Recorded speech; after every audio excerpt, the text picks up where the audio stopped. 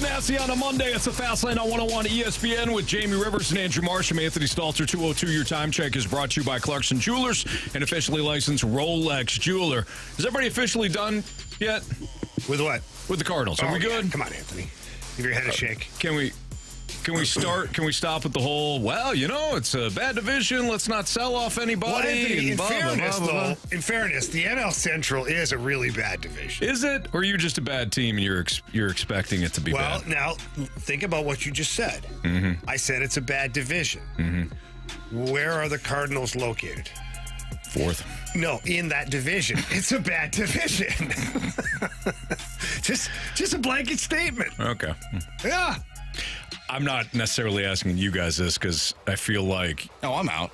Look at the hat that I'm wearing. Yeah, I'm already ready for football season. He's ready for football season. You're really out if you're wearing that hat. Yeah. Hey, it's division champs last year, the Minnesota Vikings. Celebrate. 2022. Hang the banners. Raise that banner. Let's go. This team likes to raise the division banners all the time. Jamie. So angry. Are you officially done? That's our question today. Like apathy. Okay, so here... I thought that was comical this weekend. Define done. Because I think... I just want to clarify. So okay. Define done. Are you still angry? Like, does this weekend anger you at all? Yeah, it does. Okay, then you're not then. You're not necessarily done. So I'm done on thinking that the Cardinals can make the playoffs. Sure. It doesn't mean I'm done as a fan and wanting this team to win. But this team has been dead on arrival since April. I understand, but I still want them. Anthony, I wake up in the morning and I hope that they can play better. So you're not done then. But I'm done on thinking they're going to do anything productive. Okay, you're done on but I'm not them winning. I'm not done being a fan. Because if I watch the games at night, I want the Cardinals to win. I understand that, but I'm actually tired of watching this specific team. Well, that was bad this weekend. I will say that. Like, there's no lie. It's weekend at Bernie's again. How does that happen, Still by the way? haven't seen it. Just out of curiosity, how does that happen? This is a couple of weekends now where you haven't just sat down and watched Weekend at Bernie's. I've had a lot of things going on. Like what? Ethan, I wasn't even in town last weekend. Last weekend, but this last 2 days, what were you doing? I went to the pool. Oh, come on, Marsh. Was it a really nice pool or was it a pee pool? No, it was a nice pool. It wasn't the pee pool that we saw this weekend. Just wanted to see if the Cardinals were there with you. Anyways. No. Watch this past weekend. I just laugh. Like this. I don't think it's funny. Why can't you get to the point if you're a front office and say not anymore? We have screwed the pooch. This is the wrong collection of players. So what do you want them to do? And look, I want answers at the trade deadline. Okay, but fine. But like right now, what do you want them to do? I don't know. Try. You see what I'm saying, though?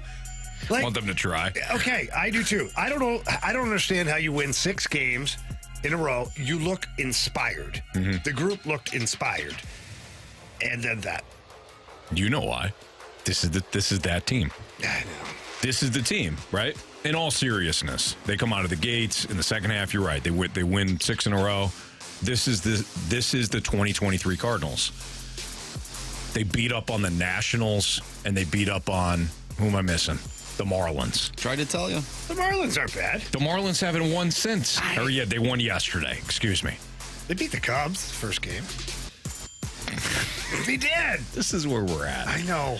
Are we blaming the umpiring this weekend? No. Is that where we're at? No, I blame the Cardinals. The Cardinals, they could have swept it. They're not a good team. They would have threw a ball in the 8th inning. That's who I blame. Get Both better. Let's get teams better. had to play out there. And tell me the umpires are out to get the last place Cardinals. Like, come on. The umpires had did just nothing to fine. do with Cody place. Bellinger going off on you this weekend. I mean, look, that was a rough. If you go back to Friday, that was rough with Alec Burleson. Sure. Okay, that was rough. You also squandered multiple bases loaded situations earlier in that game, and then in that situation, you got nothing home. This is the Cardinals. And then you really, I don't know what lineup went out there yesterday. My goodness. What got some guys hurt, so I guess you're just giving some playing time to certain people. Walker. Oh, he's his 6-game hit streak. When the hell did Taylor Motter get back here? Tyler Motter, Todd Motter. Which one is it? Tyler Motter. Taylor. Yeah, that's it. Taylor. When I saw the lineup, I'm like, When did he come back? He got DFA'd, and then he re-signed with Memphis. And then apparently they called him up. When? I don't know, Anthony. How does this guy continue to get not only back on the roster, he gets playing time? Anthony, let me take you behind the curtain here for a second, okay? Please. That's where you like to be, is behind the curtain, inside information. I was driving to beautiful Wisconsin, and I happened to get a text message, and I kind of opened it, and at the same time it flipped open the notifications. I saw the Cardinals lineup, and I said, what the hell is Modern? Where did he come from? When? Same thing. I don't know what to tell you. You have nobody else in your organization that you just, I don't know, want to give a cup of coffee to. Like, I get it. You got the 40 man. You can't make too many can't make too many moves and stuff like that. How? How is he starting for you on a Sunday at Wrigley Field? You have Taylor Motter and 3 catchers on your team. You're Right. wondering why you're in 4th place in the National League Central. The offense hasn't been the problem. No. Like, what universe are we in with this Cardinals team? You thought someone was traded yesterday. I thought for sure. Put the lineup in our group chat. You go, someone must have been traded. Oh, something's happening right now. No. they Goldie just wanted to needed give a- Motter an opportunity. He needed a few ABs. Goldie needed a day off, get him off his feet. And Right. Walker, he had his 6-game hit streak snapped, so in true Benched. fashion, screw you. You should have got to 7. If you're not going to get a single, Jordan, if you're not going to get a single for us, sit over there You're and not think going what to you... get a 112-mile-an-hour scoocher up the middle. Welcome to the Twin Scooch. He hit a home run in the series. He did. I'm being Yeah. facetious. He did. You know, it's funny. He did. It was Thursday when he hit the home run. That was the same day I called him Singles McGee. Yeah, and you said you'd trade him. I didn't say I would. Well, yeah, I did actually. Yeah. I did. Yeah. You said, yeah. Well, maybe you guys did. You hear Katie Wu with BK and Ferrario? She missed said, it. "I don't know if he's necessarily untouchable." That's what Katie Wu said at The Athletic. Well, the Cardinals have spread different information than that. Yeah, who knows? It's another cold dead hand situation, apparently. Is it? Is it that? I think Mo regrets that, like at all. Yeah. Yes, I do. I don't think you ever say that about any player No. because of the way things can turn so quickly. I would, if I were Mo, especially with this fan base this fan base is irate right now, and rightfully so. I wouldn't hype up any prospects. Say, we'll see. He could be Why? good. He could be good. He could be bad. We don't know. We'll see. I don't know. Do you want to hear Katie Wu on Walker, brother? Where do we have this? Yeah, absolutely. All right, here's Katie Wu about, I don't know, half hour ago, 45 minutes ago with BK and Ferrario talking about Jordan Walker. I'm going to push back a little bit, and I am not prepared for what this is going to do to the text line, but luckily for me, I don't have to read that, just you guys do. I'm not sure if Jordan Walker is considered 100% untouchable at this point, because when you look at, I'll go on the record and say I don't feel the Cardinals have put him in the best position to succeed in the outfield. I think he's had to learn and adapt at the major league level at a very, very fast pace, and that is really hard to do for a 21-year-old who has, up until this point, played the outfield professionally for almost a year. So he's not even had a full calendar year of experience. They switched him to the outfield in Springfield last year at last year's trade deadline. It is really difficult to go out there and succeed in that position. However, what we've seen from Jordan Walker over the last 4 months is that outfield is probably not his position in the big leagues. He's an exceptional defender at third base. He can also play first base, and we can go on and on about his offense. But what do the Cardinals have locked down at third base and first base? They have their cornerstone faces of the franchise. You can long-term DH him, but that doesn't really fit with what the Cardinals do in terms of their lineup flexibility. So they would certainly hate for Jordan Walker to go, but I don't think he's regarded as 100% untouchable at this point. Can we get into this? Please. Let's get into this, because I don't think the Cardinals are trading Jordan Walker, and I don't think that's necessarily what Katie is suggesting. But one of the things that Katie did allude to there is one of the bigger problems the Cardinals have that doesn't include pitching. So let's get into that next in the Fast Lane on 101 ESPN.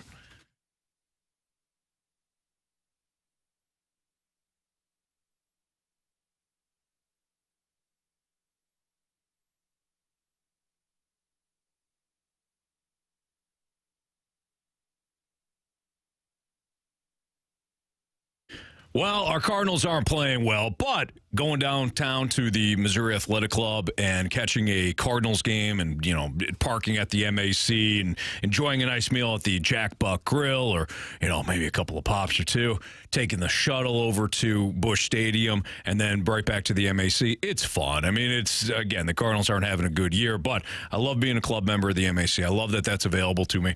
And when it comes to the West Clubhouse, which is their other clubhouse, I enjoy getting the workout in and eating there and using their business center, and the family enjoys it as well. Missouri Athletic Club, that's my MAC.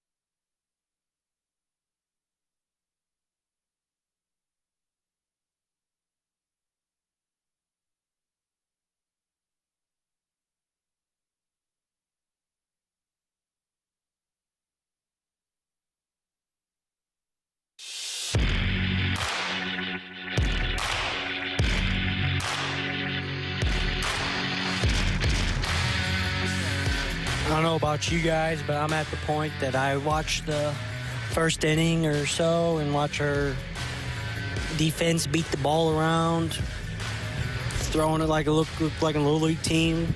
Pitcher can't throw it to first base. Come on now. It's a little PFP action. We should be working that in spring training. But I'll usually watch about the first few innings and just laugh and then turn it off because that just makes me angry. All right, that was Bobby leaving us a mic drop. I'm with Bobby on this. You're watching these games over the weekend, you're like, really? Really? But it's a you problem. It's a me problem. Why are we watching this crap? You want to send a message? Don't go. Don't watch. You're that guy now. What do you mean that guy? What other way? Send him a message. What other way, give Jamie? them your money. What other way? People are like, oh, you guys don't hold Mo accountable. Hey, you don't hold Mo accountable because you're going down to Busch Stadium and you're still giving your money away for this product. This is on you. This is your fault. It's Fastlane on 101 ESPN. Jamie Rivers, Anthony Stalter. Appreciate everybody tuned in today. 2:16, your time check is brought to you by Clarkson Jewelers, an officially licensed Rolex jeweler. So we just got done talking about, at the end of last segment, talking about Katie Woo. And Katie was talking about the log jam that the Cardinals essentially have. And she threw out, I don't know if Jordan Walker is necessarily untouchable. What? All right. Well, I mean, if some team came to you with an ace, would you give up Jordan Walker in a deal for an ace? Maybe you have to at least entertain it. Because for me is Spencer Strider. How old is he? 24. Second year in the league. Yeah. Already received Cy Young votes last year. Absolute stud. Already a stud. Look, I already know your answer based on the fact that you're hard selling me Spencer Strider right now. I'm just saying. You couldn't be any more transparent if you tried. It's never going to happen, but I'm just for the Braves. I'm just looking at how unique it is to have someone like Jordan Walker at 21 years of age that is contributing as much as he is. You can certainly critique his defensive play all you want because there's plenty there to talk about, and we can kind of poke fun at 112 mile an hour line drive ground balls that get him base hits, but he's hit 12 home runs this year? No. Has he? I don't know. Walker? No, it's under 10. Yeah. Okay. Brendan Donovan, I think, is at 12. No. Yeah, you're thinking of Brendan Donovan. Maybe I am, or maybe things. Either way, he's hit more home runs than I thought he would in his first year. And he has 9. 9. Oh, I was way off. Yeah. I was way off, Anthony. I mean, you can't give him double digits when he's on He'll get there double soon. digits. He will. But he does have the pop. So, anyways, back to my original thought is that at 21 years old and where he is right now in his career, it's very unique. And so for me, Spencer Strider would be very enticing when you talk about a young pitcher, but it would have to be somebody like that. 23, lots of team control left. It's already a difference maker that you could build around for the next 3, 4, 5 years, maybe longer if he becomes a guy that you want to keep. Yeah. But otherwise, man, it's really difficult to include Jordan Walker in a trade right now. You just don't know what you truly have yet in him. And again, I don't think it's going to happen. I think to Katie's bigger point, she's talking about what are you going to do? Where are you going to play all these guys?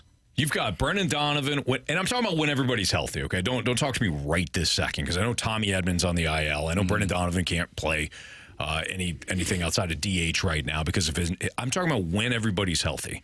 You got Brendan Donovan, you got Tommy Edman, you've got Jordan Walker, you got the Newt, you got Dylan Carlson, Taylor Motter. I mean, you got to have a playing time for Taylor Motter. We know this because the organization loves this guy. Untouchable. He's untouchable. You talk about untouchable? Hey, it's the mop man. It's not Taylor Motter's fault. Don't do that. He's a professional baseball player trying to earn money. Did Marsh and I say anything about Motter that wasn't true? The way you said it, Anthony, was hurtful to the Motter family. Come on. Yes, it is. Give me a break. Grow up. Okay, Motter family. I'm sorry. Get Jamie Motter over here. Yeah. But what are you going to do? What are you going to do? Where are all these guys playing next year? I didn't even mention Tyler O'Neill. We're assuming he gets dealt next week. Who knows? Maybe some team doesn't give you anywhere close to what you're looking for him. I do think DeYoung's going to go. That's going to free up one spot. And maybe they don't bring up Mason Wynn. Maybe they just move Tommy Edman back to short for the rest of this year. But what are you going to do next year if Mason Wynn is ready? He's your starting shortstop of the future. Plus, you got Nolan Gorman. You only got one DH spot. And half the time, you got to play Wilson Contreras there because apparently, he can't catch without falling over, according to the Cardinals. Trade him. Yeah, trade him. Who the hell wants him? Anthony. A lot of teams that would line up for Wilson Contreras if the Cardinals ate half the country. And even then, who knows? Houston had a deal done. The owner was like, yeah, let's do it. Or the GM last year at the deadline said, let's do this thing, Cubs. And then somebody stepped in. I think it was Baker. It was probably Dusty Baker. Is like, he can't catch. They're like, oh, wait, you know what? Forget it. You could have had Wilson Contreras last year for a stretch run. Nobody made a deal for him. Mm-hmm. And in this offseason, I don't know who the Cardinals were were bidding against. And there's nothing against Contreras. I think the guy can hit. I don't think they were bidding against anybody, to be honest. Like, not really. Like, somebody maybe was kicking the tires. I think the Cardinals just came in with the sledgehammer when they didn't need to. Yeah, they fell in love. They had one dinner with the guy. And they wanted to make sure that they got this guy. Right. Because the Sean Murphy experiment had failed, and I think John Mozeliak and the staff, the entire staff, started to panic a little bit because they were like, we didn't get Sean Murphy because the asking price we feel was too high. Right. Or they didn't like our deal, and they did the whole three-way trade and got what they needed that way. Now what? If we don't get Wilson Contreras, what's our pivot? Right. Because we have no faith in Herrera at the time. We don't think Kisner's the guy either. Really, they went with the worst option, and this is total hindsight because I liked the signing. I still like Wilson Contreras. I like him. I like him. I don't like him at the price tag. Right. Well, I like him as a competitor. I'm not going to talk out of both sides of my mouth here. I liked the signing. I thought everything he was saying. I didn't realize that they would eventually say this guy doesn't fit from a catching standpoint. But Jamie, when you take a step back and look at it, they went with like the worst option, because had they gone with Sean Murphy and gave up Newt or whoever, they would have freed up some spots that we're now talking about, and actually got a catcher that catches. Or if you went with a Christian Vasquez or a 1-year deal or maybe a 2-year deal, defensive guy, you would at least had that pure catcher. And then if Herrera did start to hit, you could balance that out, and you're not 5 years now committed to Wilson Contreras. So they chose like the worst option in hindsight. Yeah, but okay, so in fairness now, when you go back and look at this, and I'm not necessarily arguing with you here. I'm kind of alongside you, but just highlighting different things here. What I'm highlighting now is the Cardinals knowing that they needed to get more offense from the catcher position. The Cardinals knowing that Albert Pujols wasn't going to come back with his second half miraculous run. They needed some pop in the lineup. They just didn't have it. Nolan Gorman was like, he was kind of on the trading block. You're right, yeah. He couldn't, he was swing or miss. That's it. Like, that was it. Yeah, home run or strikeout was basically what he had become, to the point where almost everybody's moving on from him. So what now? You needed to try and improve your offense, and I think the Cardinals thought we're getting a seasoned catcher. May not be the greatest defensive catcher league, but we're going to get some offense from the bat. Yeah. Offense we didn't get from Yachty. Offense we did get from Albert. And so he's not going to be Albert Pujols, but he's going to give us some pop somewhere in the middle of the lineup that we desperately need. Right. No, you're right. So I think they got enticed by that as well. Yeah, they sold out for the offense. Like, hey, we can put the sledgehammer to the fly here and really get somebody hit in the middle of the order. Jamie, you're absolutely right. And it's really good perspective. Now you're essentially stuck with him. I don't think it's a disastrous thing. The guy can still hit. But are you going to be committed, if Herrera's ready to go, to move Contreras to almost a full-time DH spot? Is he going to be okay with that? As a DH, he's not. One, his numbers aren't really there, and two, his salary is like way, way higher than it should ever be. Jamie, you're not wrong, but the money has already been spent. I know. You know what I mean? Mm-hmm. You're not wrong, but you've already walked down this alley now. So you're going to have to make the best of it. I think overall, to your point, the Cardinals sold out on offense, and what we saw from this past year in the NHL, we saw a ton of high-flying offense, and we mentioned the Blues, they may have zagged while the other team zigged and whatnot, but at the end of the day, the team that won the Stanley Cup, well, how did they win? They won with defense, and they got good goaltending. At the end of the day, with baseball, it comes down to pitching and defense, and this team does not have that. They strayed away from it. You can have all the offense in the world, and they did. We saw that on Saturday. They still couldn't win. Right. Because their bullpen got blown up. Yep. Why? You look at Miles Michaelis, Jordan Walker, and we hate to criticize him in the outfield because it's not his position. Right. But, he makes a play, and maybe Miles Michaelis saves a few pitches. Mm-hmm. And now your bullpen is saved. It's a domino effect, and that's why this team has struggled all season long. Yeah, you're right. That's Andrew Marsh, Jamie Rivers, Anthony Stalter. It's the Fast Line on 101 at ESPN. So we kind of referenced the trade of Wilson Contreras. We'll tell you who had that report. Plus, You got Adam Wainwright on the bump tonight. He makes his return. There's really only two questions that I have when it comes to Waino. We'll throw them at you next on 101 ESPN.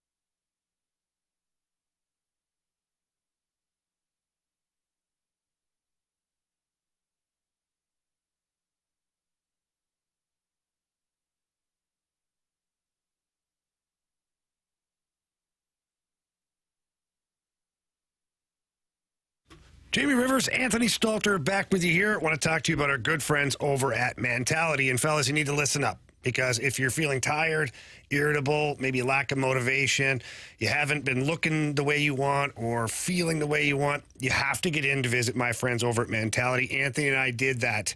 We got the South County location that, Anthony, I know you love. That's perfect. West County locations where I had, but man, what a difference after getting to Mentality and going through that blood panel and finding out exactly what we needed. Well, Jamie started talking about how good he was feeling. He started working out religiously. He was eating right. And he said, man, I feel great. You got to go down there with me. So that's what I did. Went into Mentality, and Jamie, it's unbelievable. Yesterday, I was outside doing a lot of yard work after I had worked out earlier in the morning. Still felt good by the end of the night. It is an absolute game changer. You're going to love it. Yeah, it is. And it's covered by most insurances, so there's really no excuse. And the board-certified physicians will sit down with you. They don't just draw your blood. They talk to you. They get to know exactly how you're feeling so that they can best help you. And they put you on your personal program. Anthony's got his own program. I've got mine. You need to get yours. Please visit Mentality in person. If you can't, visit them online at lowtusa.com. That's Mentality at lowtusa.com.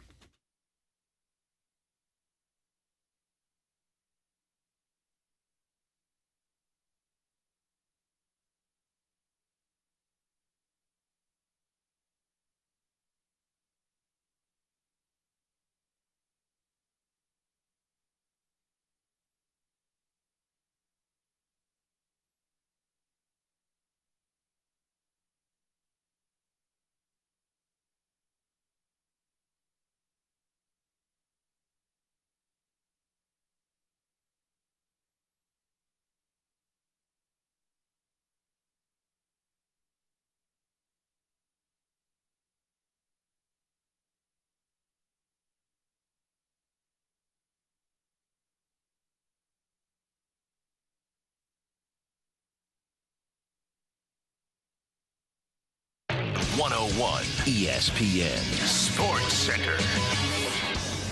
I'm Andrew Marsh. It's time for a Sports Center update driven by Johnny Londoff Chevrolet and Johnny Londoff Autoplex. The Cards dropped 3 of 4 to the Cubs this weekend after losing yesterday by a final score of 7-2. They'll be back at it tonight, taking on the Arizona Diamondbacks as Adam Wainwright returns to the bump.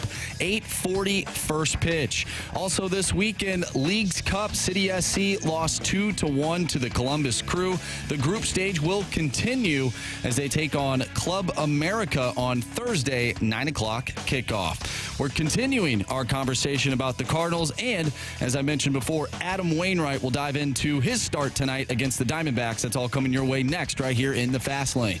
I'm Andrew Marsh, and the Sports Center update is driven by Johnny Londoff. Find new roads and shop 24/7 at Londoff.com and LondoffAutoplex.com. Are you kidding me?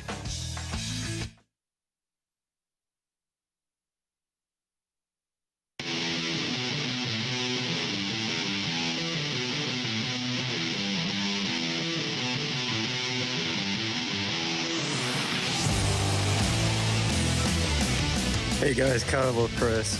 So, you know what? I met Mr. DeWitt one time, and I actually thought he was a man committed to winning and pleasing the fans, and now I am not sure of that.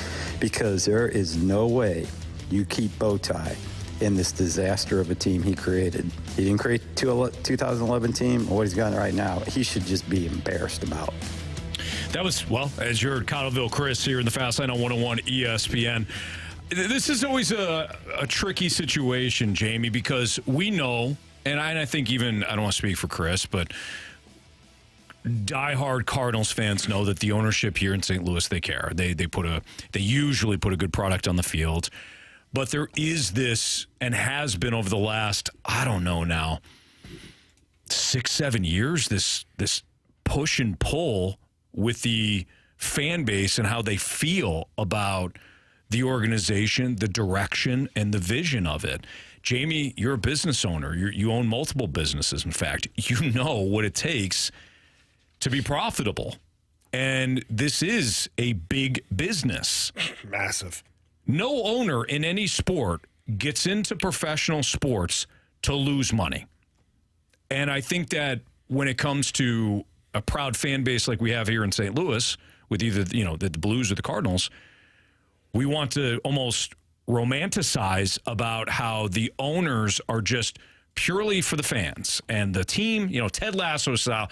This is for you, fans. We're just borrowing it, But there is profits. There is a margin. There is a budget. Can they stay within that budget and make their profits and also be more aggressive with their moves, or just better overall with their decision making? Yeah, and I think that's kind of where the conversation starts, at least in my viewpoint, Jamie. What can you do to be a smarter organization so you don't have to get to the point like the Phillies and the Mets are, or the Padres, where you're just spend, because that clearly isn't working either. Yeah, I think that there's some decisions internally that, look, if you look at their overall payroll, we talked about this last week, pound for pound for small or mid-market franchises, they're at the top of the list. Mm-hmm. Padres would be at the top of that because they're spending frivolously. Just whatever the hell they want, they just spend. Then I think the Cardinals will be right there behind them as far as pound for pound. But what the Cardinals have done wrong, in my opinion, for this season, is a couple things. One, without considering money in this, they just didn't get the pitching that they needed. Now, add the money into it. I'm going to talk about Adam Wainwright. They gave him $17.5 million.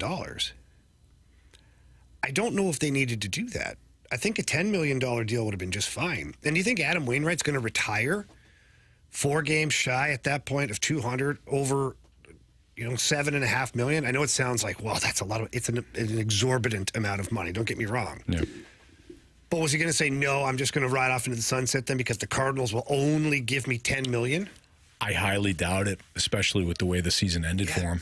I know the overall numbers were good, but the last 7-8 starts were that's 7.5 there that you can put back on the books and maybe look somewhere else. And then the Contreras disaster. Mm-hmm.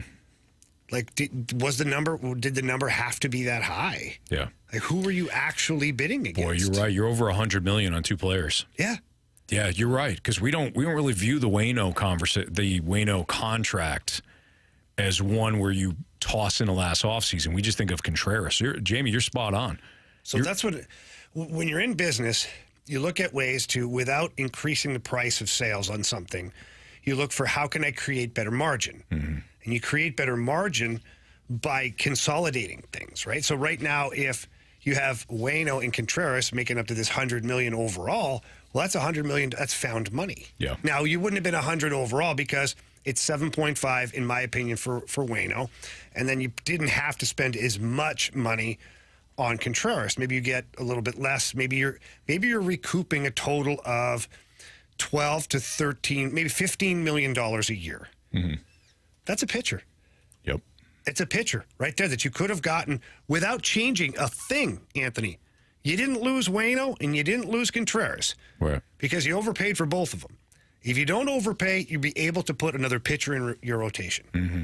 So maybe the thought process of that needs to be revisited by the Cardinals of what we're spending on players that we know we're already going to get. And to come full circle on our conversation, then maybe your fan base doesn't feel like you didn't do anything or you didn't do enough. You spent because you spent money, but you spent money on 2 players, one of which, unfortunately, Waino, and he starts tonight. Waino's got an ERA over 7. I hope for his sake that he was dealing with some shoulder irritation. It doesn't matter. But you hope that you get something out of him over the next couple of months. And really, it's not about the Cardinals anymore. For me, there's really 2 questions. One, can he get to the 200 wins? He just needs 2. Can he pitch well enough? And I think he will.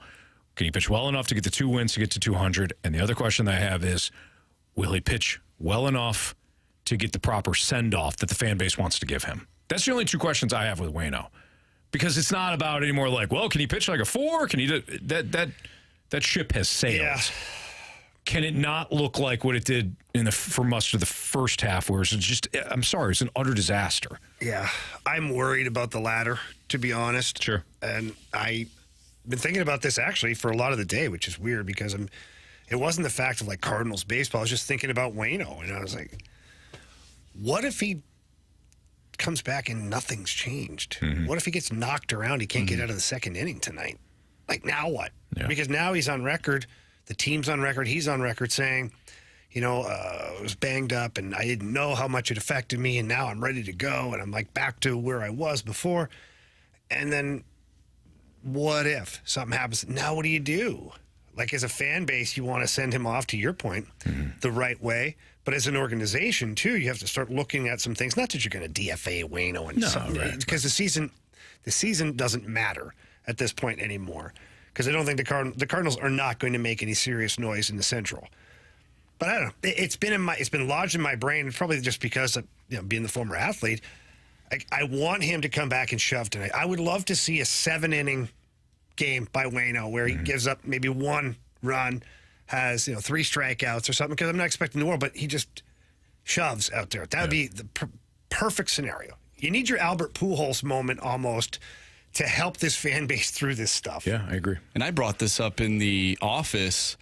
Are we seeing Adam Wainwright even going out there today? Does it look different if this team ends up sweeping the Cubs? They put themselves in a different situation. Like, I wonder how that would have affected the way that he goes about the second half, how they implement him. But now that this whole weekend happened, I think it's all like you said, that ship has sailed, and we can just enjoy Waino for what he's done in the past years here in St. Louis, and just hope that he can get to the 200 wins and just be competitive out there, which we know he is. He's a competitor.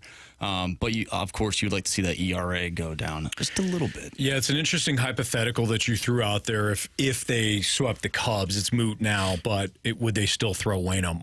My answer to that, my guess would be yes. Mm-hmm. I think it would have been further down the line, though. I think they would. Maybe. I think they would have mandated that Waino get a start somewhere in Springfield or Memphis, just to kind of. That's true. It was like, all right, a couple of bullpen sessions, he's good to go. Well, they were throwing down in Arizona because he was throwing to Tommy Edman. That was the thing that was a simulated game. So maybe Maybe that always was the case because they are in Arizona for this series. Yeah. So that was always the case, whether or not they would have took 3 or 4, swept the Cubs or whatever. But at the end of the day, it doesn't really matter now. So our Sports Six-Pack is coming up. If you got a question for us, our Air Comfort Service tax line is 314-399-9646. You can also reach us on our YouTube channel at 101 ESPN STL. One of the questions I think we'll lead off with is the Wilson Contreras thing. Bob Nightingale of USA Today suggesting that the Cardinals could trade Wilson Contreras. Do we buy that? So we'll answer that question as well as 5 more-ish for our Sports Six-Pack next on 101 ESPN.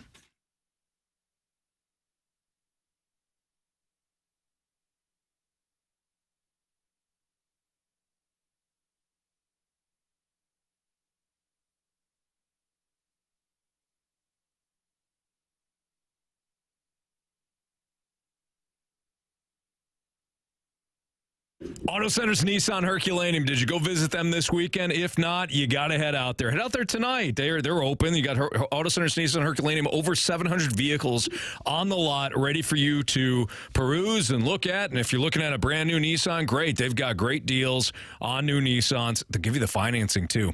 Whether you're looking at new Nissans or certified pre-owned vehicles, they've got the financing options available. Good credit, bad credit, doesn't matter.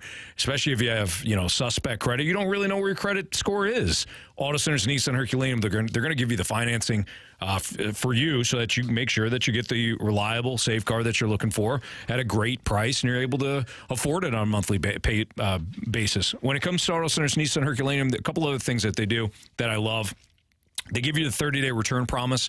Within 30 days of purchase, if you need to bring the vehicle back for any reason, no problem, they'll give you a refund. The other thing that they do is they have free nationwide lifetime warranty on all new Nissans. So you drive off the lot, you've got peace of mind knowing that if for whatever reason, if you need to bring the vehicle back, you can, but you got the free nationwide lifetime warranty too. Go out to Herculaneum, tell them Stalter sent you, and let Auto Centers Nissan Herculaneum show why they're the absolute best in the business. Auto Centers Nissan Herculaneum.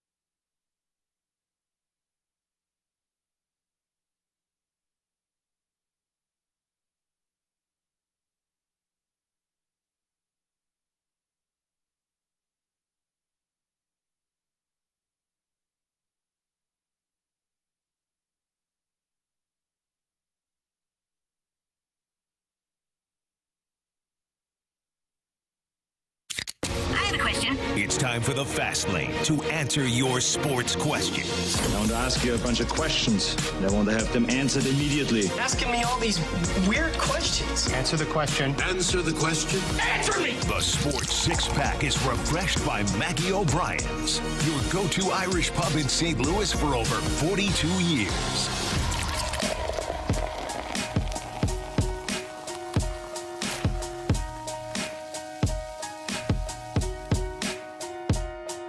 All right, time for the Sports Six-Pack here on the Fast Lane on 101 ESPN. Jamie Rivers, Andrew Marsham, Anthony Stalter. Question number one. So Wilson Contreras popped up in an article or report by Bobby Boogie, Bob Nightingale of USA Today, suggesting that he could be one of the players dealt at the deadline. My question is, are you guys buying that? Are you buying he's available? Not that he's available, that the Cardinals could trade him. Will they have a suitor? No. Okay. There's no way, right? I'm buying that they're taking phone calls.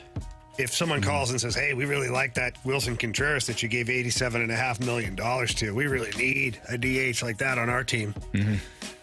Or something like that. But I think, no, not unless the Cardinals eat half the contract, which would put Contreras somewhere in the $8 to $10 million range. Even that. Yeah. You're looking at the same problem for a contender. He takes up a spot that you don't necessarily. You want your DH to basically be a movable piece, somebody that offers you flexibility. Like, it's a perfect spot to get somebody in there that's perfect. Lefty righty matchup or vice versa. You don't want your DH spot to be completely soaked up by one guy. So. I'm with you. I don't think there's going to be much of a market for Wilson Contreras. And from a catching standpoint, he's struggled. Well, at least the Cardinals have said he's struggled. We've seen struggles too. They hurt his own value. Exactly. That's the problem. What do you think? How's he going to go into a different team and trying to catch all new pitchers midway through the year? Right. That's not going to work. No. Hey, GM on another team. It's Mo. What do you think, Wilson Contreras? Yeah, no, we did say that. Yeah. No, he's improved defensively. No, we know he's a veteran. Oh, you saw the games. Okay. I'll call the next guy. Thanks.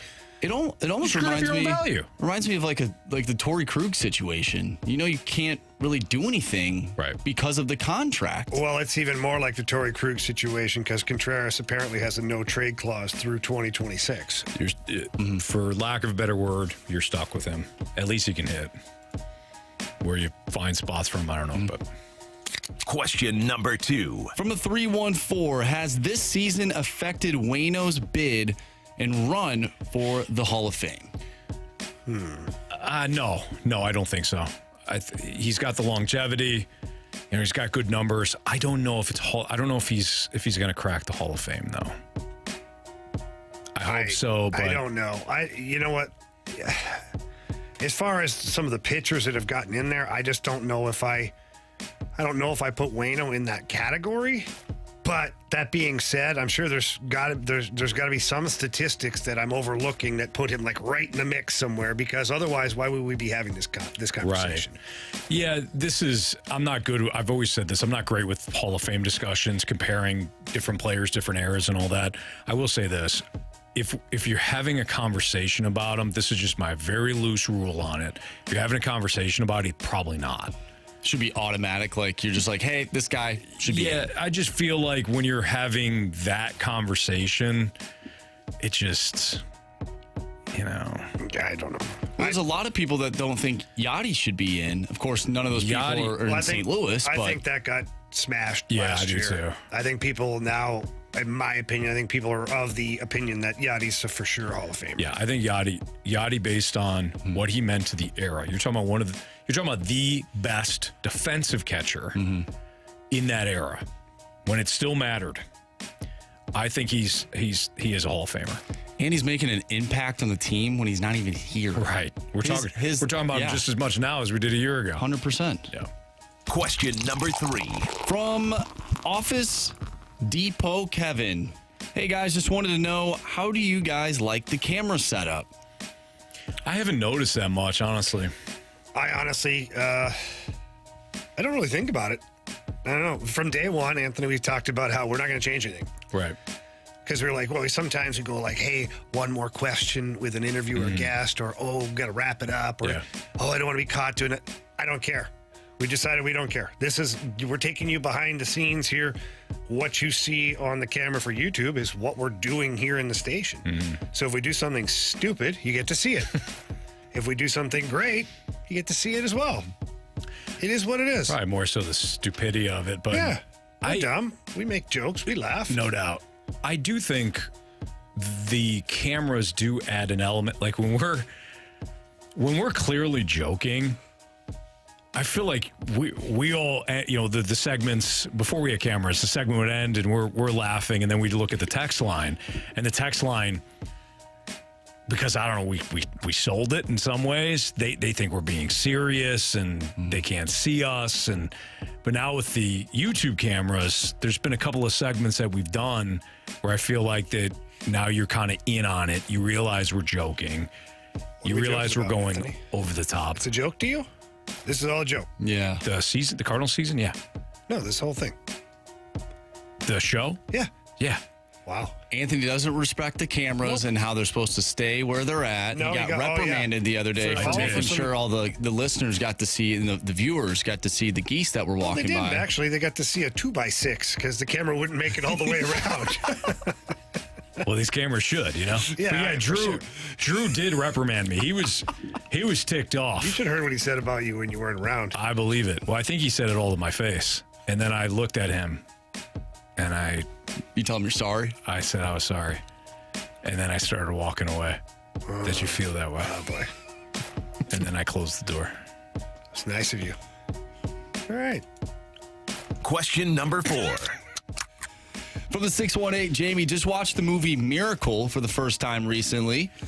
Have you ever had the opportunity to meet anyone from that team or heard any interesting stories about that run? Thanks. Yeah, I haven't really been able to dive behind the scenes. I met Mike Ruzioni at a charity event one time. Talked to him. Very, very nice individual. Mark Johnson, I knew him. Ken Morrow, one of the defensemen, was one of the scouts with the New York Islanders when I was there. And he used to come on the ice like once every couple weeks, work with the defensemen. Jim Craig, got to meet him and talk to him. He was the most interesting one. Just his whole story with his mom passing away and the whole background to it. So that was kind of cool to get to talk to those guys. And Broughton, which Broughton was it? Neil Broughton. I played with his brother Paul Broughton here in St. Louis, and I got to meet Neil on the road one time. Went out for some drinks. So, I mean, cool to talk to these guys and be, able to kind of pick their brain a little bit. But no, behind the scenes, the whole Herb Brooks thing really wasn't popular when I'd met all these guys. The story was there, but the movie hadn't come out yet. Right. Following the movie, if I ran into those guys now I've got questions, more so than before, because everything was kind of not hidden. It just, the world of the internet wasn't around, and they didn't really let you behind the curtain to see what was going on. You knew the story, but you didn't know the story. Yeah. Exactly. So there's a book out from Mike Ruzioni. I actually have the book. I read it. It's really good. There's a lot of behind-the-scenes stories if anyone does want to check it out. It's The Making of a Miracle by Mike Ruzioni, and it's not too long. It's maybe 200 pages, give or take, but there's a lot of stories that go into that entire run, and a lot of the stuff in the movie, while it is true, some of the stuff is tinkered a little bit to be dramatized. So I think it's definitely, which is obvious. They put a Hollywood spin on it? 100%. What? And one of your most favorite scenes probably in the movie maybe didn't happen the way you think it did. Again? Anthony, that's all I'll say. But go and check it out. It's definitely a good book. You can get it on Amazon and whatnot. The Making of a Miracle, Mike Ruzioni. So this texter watched Miracle for the first time, put in the work, understood that Miracle is a great movie, needed to be watched. How does it make you feel, Marsh? Yeah. That you have not watched Weekend at Bernie's, which won an Oscar. Oh, I thought you meant Miracle. I was going to say, I put Miracle on just for fun when, I don't want to watch the Cardinals. Yeah, that makes Or sense. the Blues from this past year. Whoa. Whisper. Why the Ricochet? Did you just The whisper? Ricochet, they were the first team to do it. Yeah, they're not even the playing Cardinals right were, now. That team you watched isn't even the same team Yeah, anymore. it's over with for them. What the hell's wrong with you? Whatever. In Army, we This trust. is, the Blues are like a phoenix rising from the ashes. They That's are. what they are. The Cardinals right now are the ashes. But don't worry, a week from now, they too will be rising. I don't know. That was not convincing at all. Anthony, there's a song by Celine Dion called Ashes. Is it? Yeah. Maybe we should I'll check it implement out. that. Yeah. It's pretty funny. It'd probably be your favorite. Celine Dion. I think we share a birthday. Great Canadian girl. Yeah. It's a good Question connection. number 5. Connection. To her? Yeah. No, Maybe it's not. Maybe. not yet. Let's see here. From the 618, is there a better 1-2 punch in sports than McDavid and Draisaitl? Ooh, that's a tough one. Let's see here. If we venture into Marshy, I'll lean on you for basketball. But like Shohei Ohtani and Mike Trout are probably pretty good 1-2 punch out there in Anaheim. Yeah, they haven't won anything either. No, they haven't. No, they haven't. It's basketball. Usually there's a big 3. You never hear the big 2. If you think of a big 2 that has potential but literally has not amounted to anything, I would think Kawhi Leonard and Paul George. Kawhi Leonard has an NBA championship. Yeah, but them two together, they haven't done anything for the Clippers. So I think Ohtani and Trout are actually really good comparison based on the fact that it's McDavid and Draisaitl, and neither team has won anything. Yeah, that's good. And they're clearly the best players in the world. Yeah, good call on that. I don't think there's any in football. Like, it's Well, football's too. Mahomes and Kelsey, I don't know. Like, Yeah, I mean that would be it. If it's pretty awesome that's it, combo. yeah. You know? Probably is. is there a better quarterback, receiver / tight end combo in the league than Mahomes? What about Burrow and Chase? Cousins and Jefferson. Cousins and Jefferson. I think it's like more half Jefferson and Kirk throws the ball, and Justin Jefferson jumps over 3 defenders and catches it. I mean, hey, do what you got to do, right? I would say you mentioned Burrow and Chase. Yeah. I think now you have to put Hurts and A.J. Brown in that conversation. Oh, stop That's it. a good one. No, What do you you mean, don't. stop it? I mean, that's pretty Duo bad. won me a fantasy football You league should have last year. focused more on Kirk Cousins. It all comes back. Silliness It all comes with back that. to the fantasy football for Marshy. All right. It's a fast lane on 101 ESPN. Speaking of Ohtani, Jamie, you mentioned Ohtani. Which teams make sense to push all in for Ohtani? And would you do it? Would you do it knowing that there's no guarantee he's going to come back next year? You're probably going to part with the top of your farm system just for a rental. Would you do it, though, chasing a World Series? And which teams does it make sense right now to do that? That's next on 101 ESPN.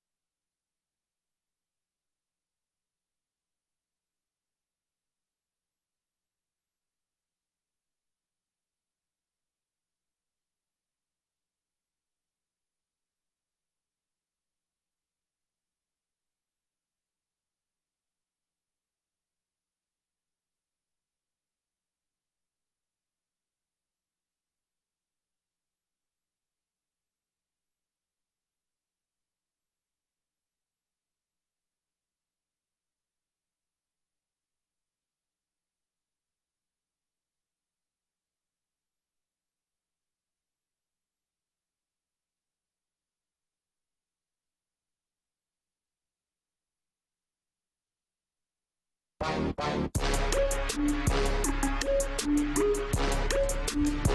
Anthony, it's Ira from Fenton. Over the weekend, we were driving back from Florida, 17 hours nonstop, which streaming ESPN the whole way, which is, by the way, is a great way to get your hours in for all the prizes. But during that time, it's Cards-Cubs weekend. And you can tell how bad the Cardinals are by the fact that during that time, even with Michelle Spallman hosting one of the shows, not once did we get a Cardinals-Cubs update.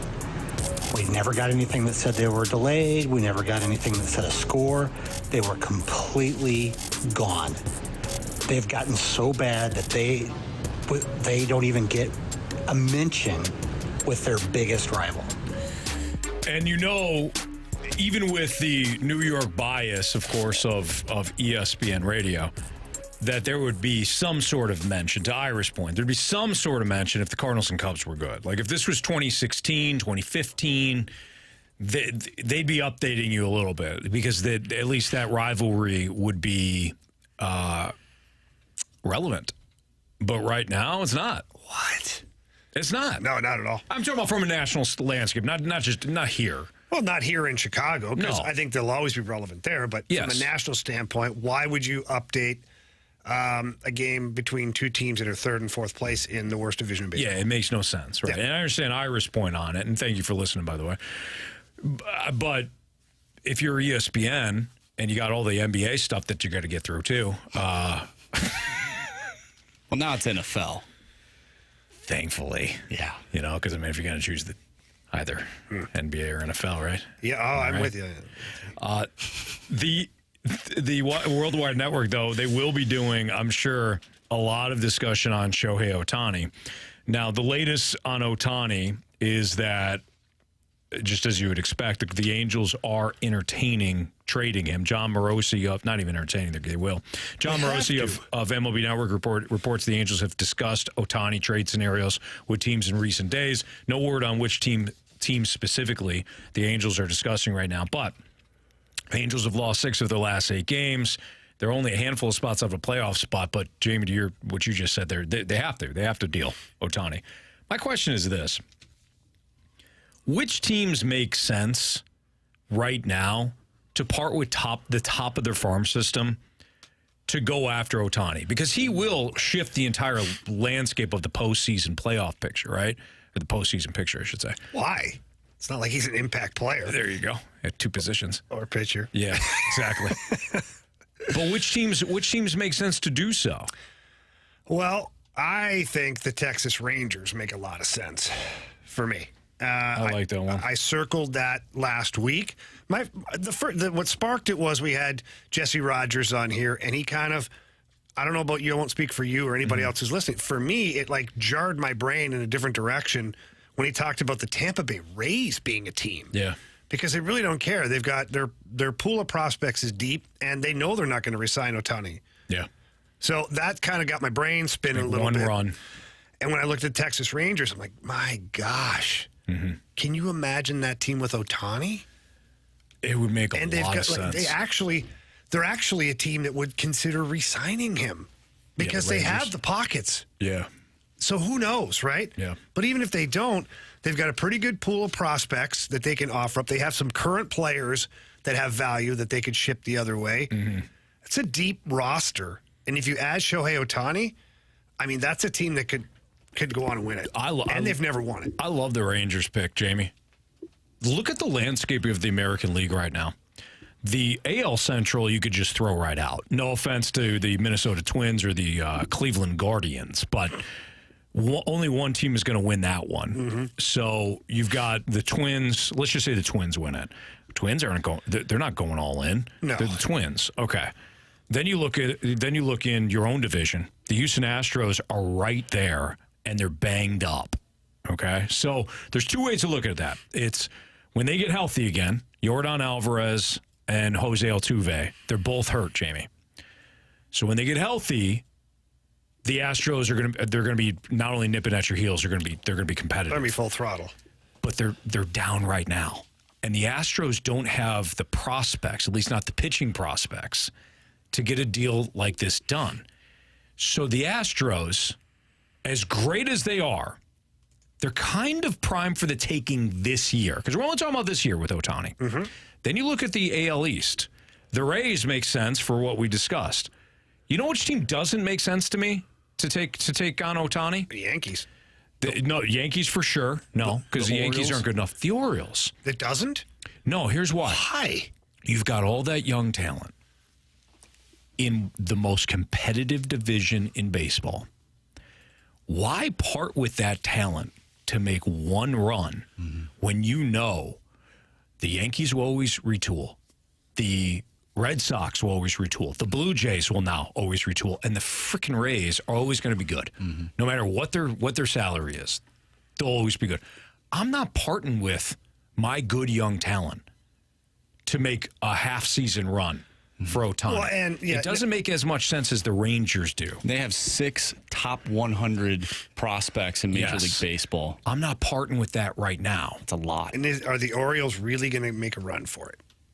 Yes. No, I don't think they will. I think they can make a run for it and keep their young talent. I think that they have had a fantastic season. They're not nearly deep enough at the pitching position. You're right about that. And so I don't see them doing anything major come playoff time.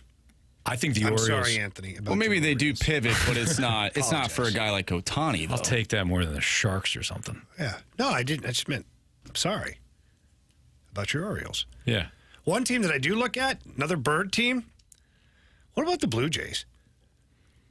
They're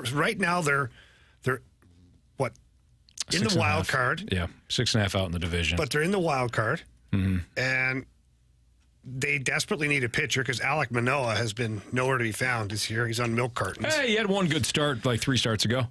They have the money, not necessarily to re-sign him, although they do, but do they have enough to send the other way in a deal for Ohtani? I don't know. I think it's a similar question like the Braves. The Braves, because of the deals for Matt Olson and Sean Murphy, their farm system is more depleted now than you think, but they still have some guys that could get a deal done for Ohtani. The Braves make a lot of sense from the standpoint of, sure, add Ohtani, and then you're facing Ohtani and Strider in every series. Good luck with that. Yeah. Plus Ohtani, that's already the best lineup in baseball.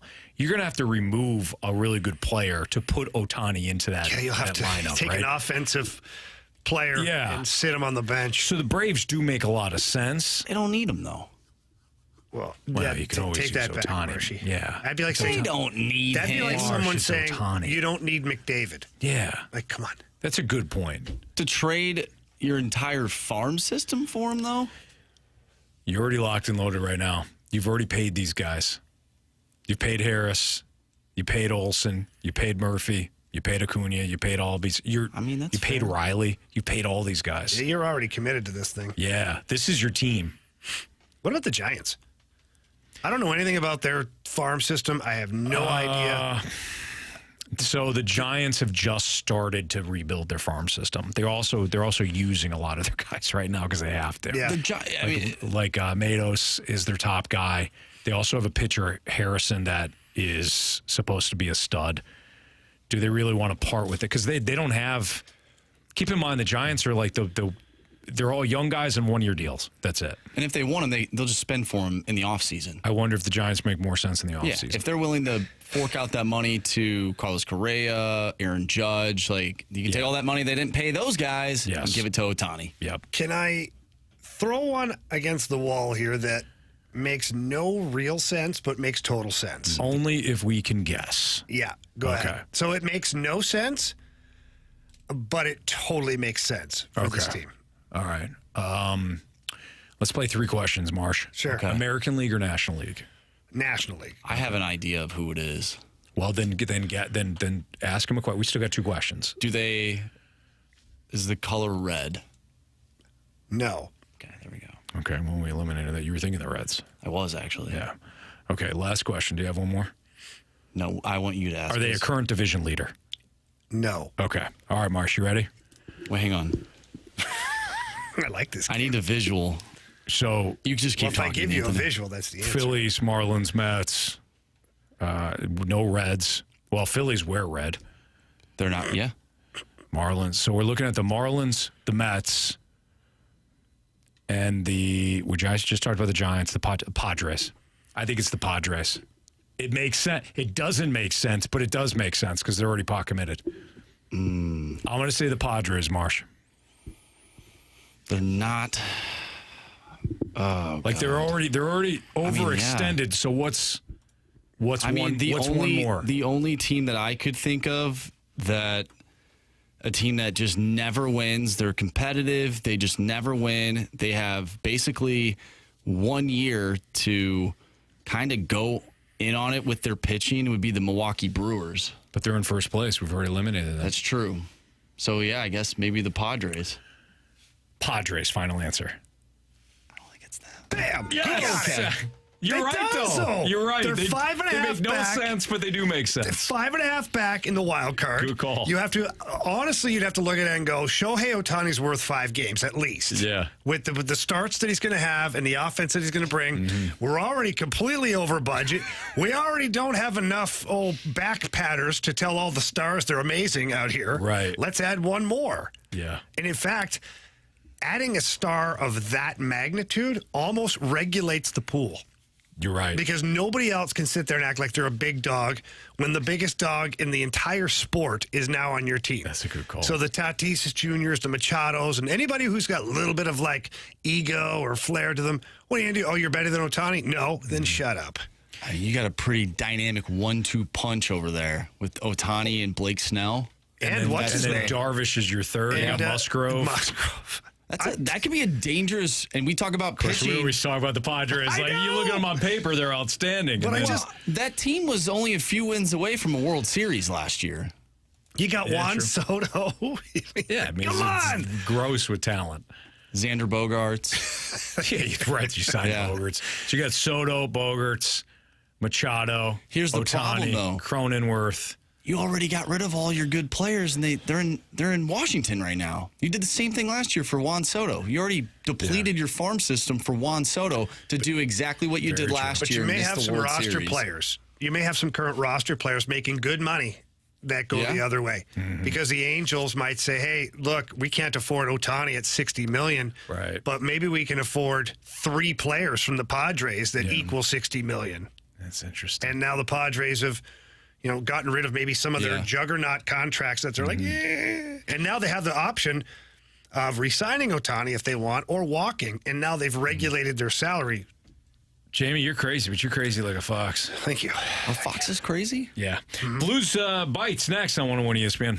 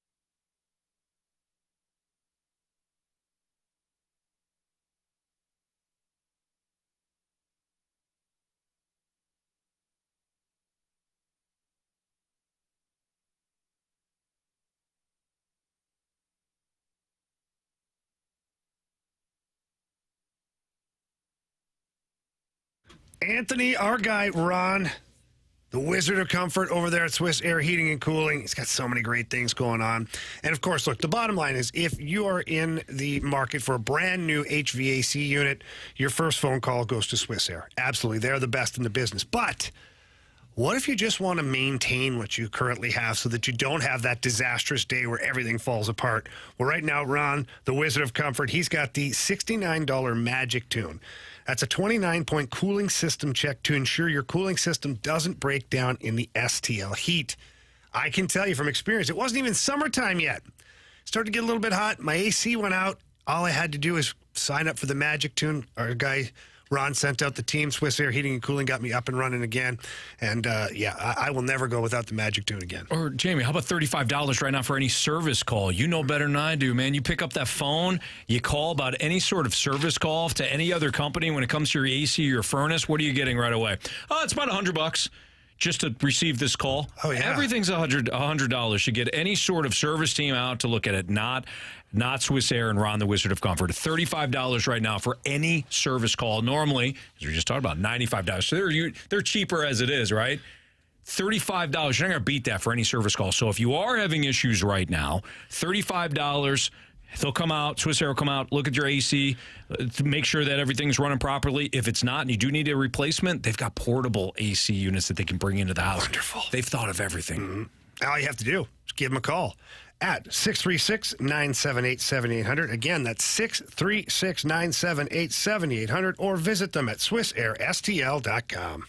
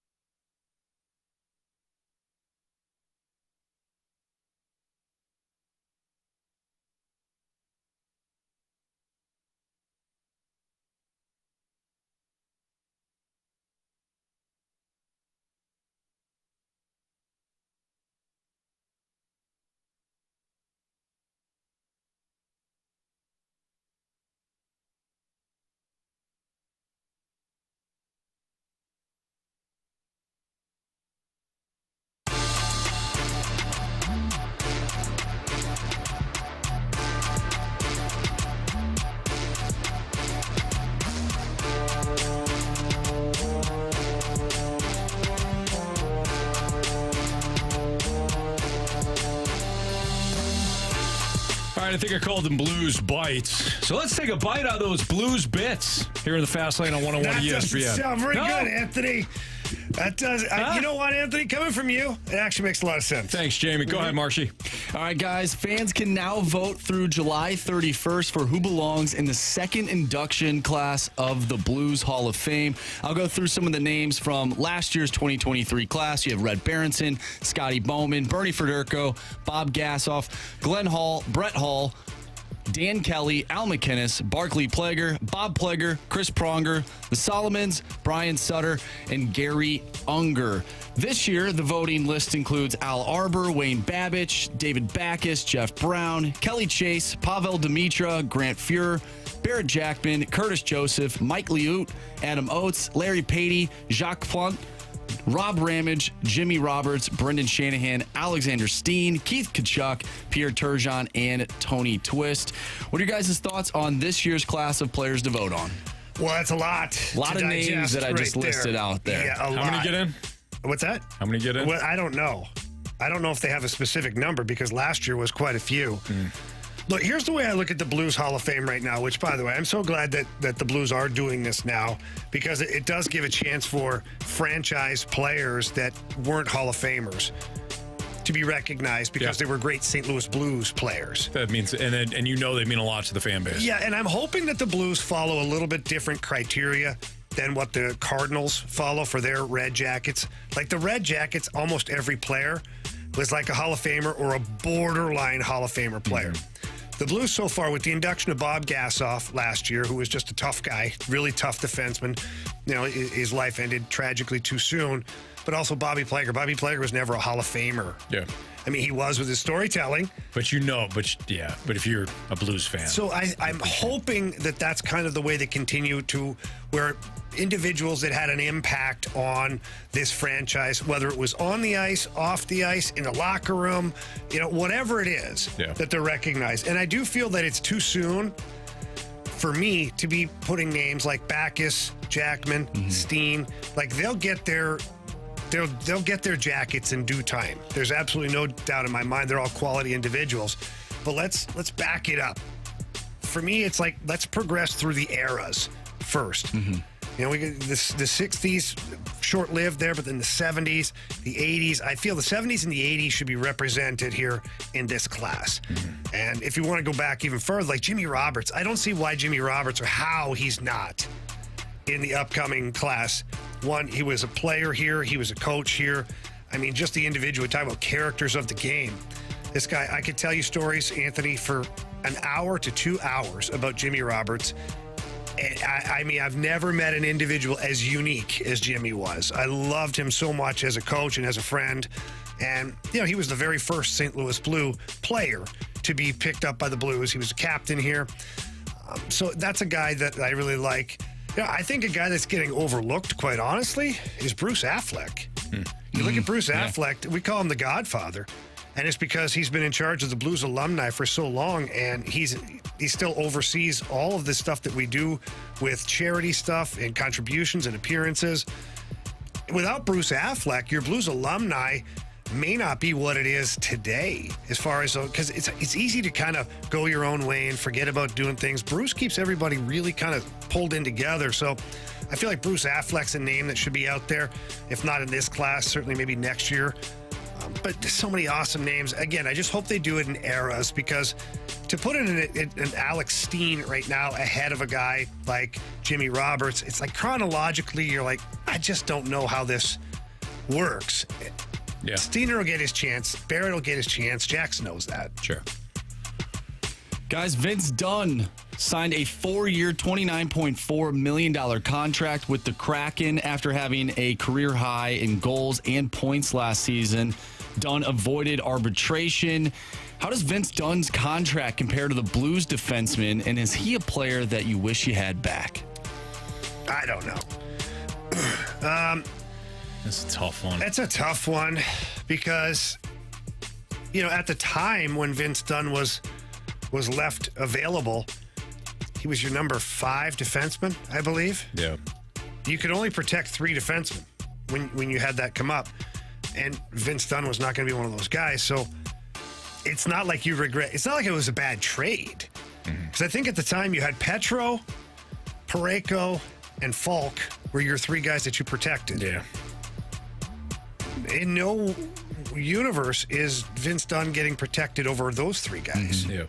So it's not like Army was like, boy, oh boy, I'm going to trade Vince Dunn over to Seattle, and he's going to become something huge, because it's a huge mistake by us. No, from the Blues' perspective, Jamie's right. You don't regret it. To the question of, do you wish you had him? Yeah, I think so. I also wonder, though, some players, and I don't care what sport it is, some players just need to go someplace else, have the expectations be lowered, and you get your opportunity that way. And I know the Kraken made the playoffs last year, and they played very well in their second year of existence. But initially, you're playing for an expansion team, and you know that you're going to have every opportunity because the roster isn't as good. And Vince Dunn blossomed. I don't think that's unlike other players in other sports, especially in baseball. Lane Thomas. Would you like to have Lane Thomas right now? Yeah. Dude swiped 4 bags yesterday. He's been very good for the Nationals.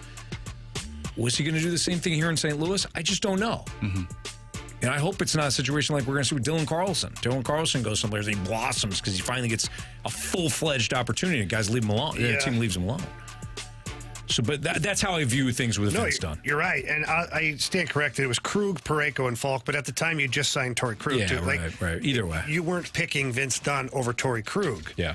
So Army did the best that he could possibly do in that situation, but Vince Dunn, to his credit, has really taken advantage of everything in Seattle, and the style of game that they play in Seattle is very good for a guy like Vince Dunn who skates so well and moves the puck like that. Jamie Rivers, Anthony Stalter, it's the Fast Line on 101 ESPN. I just mentioned Dylan Carlson. All right, Pooper, get off the pot. You trading Dylan Carlson? That's next on 101 ESPN.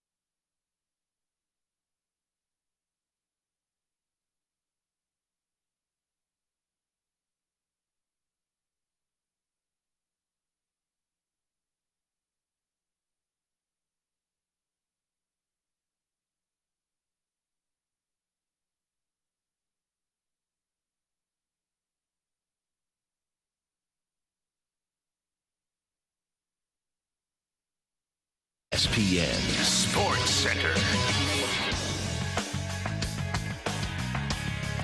I'm Andrew Marsh. It's time for Sports Center Update brought to you by Saliga Heating and Cooling. The Cards dropped 3 of 4 to the Cubs over the weekend after losing yesterday by a final score of 7-2. Adam Wainwright returns to the mound tonight, taking on the Arizona Diamondbacks as the Cards look to get back in the win column. 8:40 first pitch. Also, over the weekend, City SC took on the Columbus Crew in the League's Cup group stage, a 2-1 loss to Columbus. And they will continue the group stage on Thursday as they take on Club America, 9 o'clock kickoff.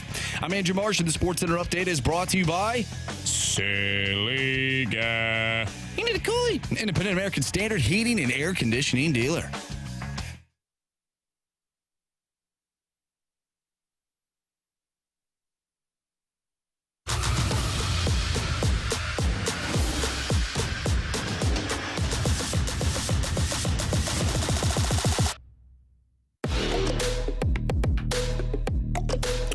So I was reading another article, 487th article that mentioned how the Cardinals could trade Dylan Carlson. And I thought, hey, time to poop or get off the pot, gentlemen. Are you trading Dylan Carlson? Let's have a little roundtable discussion. Of course, you can always be a part of the show as well. 314-399-9646, the Air Comfort Service text line, or you can reach us at 101 ESPN STL, or when we appreciate guys like Cottleville Chris and Ira leaving us some mic drops throughout the course of the show today via the 101 ESPN app. You can reach us in several different ways. Or jump into the group chat on the YouTube channel, 101 ESPN STL. What? I just said that. No, you didn't. Yes, I did. You didn't say the YouTube group chat. Okay, well, I said you can reach us at 101 ESPN STL. Yeah. I thought you were talking about the website. All right, Anthony. All right, Jamie. It's going to be a great day. So, what are we trading him for, though? Because pitching. Okay. A AAA pitcher that could be in your rotation next year. No. A 4. No. A 5. No. A 6. Well, I already have so many of those. All right, so Jamie says no. Go ahead. No, but I like to have certainty and just throw a AAA guy that could play in your rotation next year. There will be. Dylan Carlson is already in my lineup-ish. When you play him. Yeah. No, a pitcher that next year will be, let's just say, your 4th. Woof. Young guy, cost control, 23, 24. He's got upside? Or is he like his 4 is upside? Mid-rotation is his upside. Mm-hmm. So 3. I would seriously consider it. I would. And the only reason I'm really considering it is you've got so many damn outfielders. Mm-hmm. Is it currently, like, if they trade O'Neill, if he's gone, and then you're looking at, trading Carlson, you still have an abundance of guys that play the outfield. For a 3 or a 4 in my rotation to where I have only 2 guys next year, period, yeah, I would seriously consider it. All right, but this segment's called Poop or Get Off the Pot. Yeah, I just said I would do it. Okay, so you're pooping. Well, not right Are now. you getting off the pot? We actually call either it a way, Mike Babcock. You're right. And every now and then I wipe my Keenan when I'm done. But that being said, it's poop or get off the pot. It means just take action. Either trade him or not. Okay. So I think it's poop would be trading. So it's not this or that. No, that's not true. It's not true or poop. No, it's definitely a different kind. So I'd say that I'm trading him, which means I'm pooping. Okay. Marsh? Anthony, what are you doing? This has gone really wrong. Yeah. I'm not trading him. I'm not going to trade a 24-year-old cost control outfielder when I can get pitching. Sandbagging son of a. Which I can get when I can get pitching with assets right now that make more sense to deal. Jordan Montgomery, Jack Flaherty, Tyler O'Neill, Paul DeYoung, Paul Goldschmidt, Jordan Hicks. Oh, I thought. Try to slide Goldie back into that? Yeah, I would. You're such a jerk. Hey, don't be complaining to me a year from now if Goldie's play dips and you're whining. What if he's going for another MVP? Then what? He'll look good for a 4th place team because we got no pitching. Jordan Hicks. Stop. Chris Stratton. You said I could go get quality pitching with Tyler O'Neill, Paul DeYoung. That's right. And then you threw in Goldschmidt. Which one doesn't belong here? Well, Goldschmidt was the one that I was using for when you inevitably hit me with, well, if you're going to keep Carlson, where's he going to play? So I was throwing Goldie out there to free up that That was a spot. nice try, Anthony, but now that's apples to oranges when you throw Goldie into I'm not giving up the 24-year-old kid and watch him hit third all year for the Dodgers next year. I don't think so. If the Dodgers are interested in Dylan Carlson, I'm not trading him to the Dodgers because they actually know what the hell they're doing. All right, so then what's your solution? Because you're really not getting squat for O'Neill or DeYoung. No. The only value you have, really, is the fact... Montgomery, Flaherty, and Hicks. Those are my values. But Carlson as well. And for the exact reason that we've been kind of back and forth on this is he's 24 years old. Mm-hmm. He has the capabilities of being a switch hitter. He's a good defensive player. He's got pretty good base running speed. These are all the reasons why he has to be the guy to move if you're actually going to get pitching. I think you can actually get pitching. With Tyler O'Neill. With Jordan Montgomery, Flaherty, and Jordan Hicks. You're not going to get aces, but you're going to get... They've got an entire rotation basically to fill, plus bullpen. And you're not going to get an ace at the deadline. You're not going to get an ace at the deadline. You're going to have to pay for one in the offseason. So the only teams I'm going to keep Carlson. The only teams that are getting aces at the deadline are teams that are in the playoff race. I never even said anything about an ace. But, that's what you're trading for. You just listed all these great things about Dylan Carlson. Why in the hell would you want to give that up when you don't have anybody in the outfield that is in your system? Otherwise, they'd probably be playing right now. Marshy, have you seen it? Look at this list. This is your freaking outfield. There's freaking 8 guys in the outfield right now. Well, you got to clear up some spots. Yeah, I know. You have Nootbaar and they you don't have even have Carlson. Dylan Carlson as a regular on this team right now. I understand that, and I think that he should be a regular. He needs to play more. Agreed. He needs to play more. I don't want to trade him. I want to play him. But here's the problem you have. You have O'Neill now, who is probably being showcased to trade. That's correct. I think the ultimate problem is Jordan Walker playing right field. That is the ultimate problem. And where is he better fit? What's the spot? He's better in the infield. That's right. Specifically third base, but first base is where he will end up. I know you guys think I'm crazy. You're not crazy. You thought I was crazy a month and a half ago when I brought this up. And I took all that heat. And I said, okay. They're not going to trade Goldie, so it's stupid to even talk about it. Well, then, you know what? Well, then they need to make Jordan Walker a really good outfielder then, because he's costing the team sometimes in the outfield. He made a great play against, who was it, the Marlins or the Nationals? I already forgot because it doesn't matter anymore. But this past weekend, he dove for a ball, and it went all the way down to the... you know what I'm saying? It cost the team. Of course I know what you're saying. The bullpen was screwed the whole weekend. Jamie. It's ripple effects. Marsh, you and I are on the same page here. We're on the same page, man. I'm with you on this. I'm frustrated, Anthony. I don't blame you for being frustrated. When you got guys like Jamie giving you nothing. You know, he's short-sighted. Jamie Short-Sighted Rivers is what we call him. What's that in? He's got quite a few different nicknames. Come on. At some point, it's poop or get off the pot, Anthony. At some point, we have to grow up. And all you did is just muddy the waters. No, I didn't. It's not mud. Well, I did then because I pooped. All right, it's the Fast Line on 101 ESPN. So two of us are hanging on a Carlson. Jamie's trading him. So we just mentioned Montgomery, Flaherty. There's an actual article that talks about what the Cardinals could actually get for those guys. This has been a huge topic of conversation here. Like, what are you actually going to get? Prospects that won't be good? Well, we'll tell you next on 101 ESPN.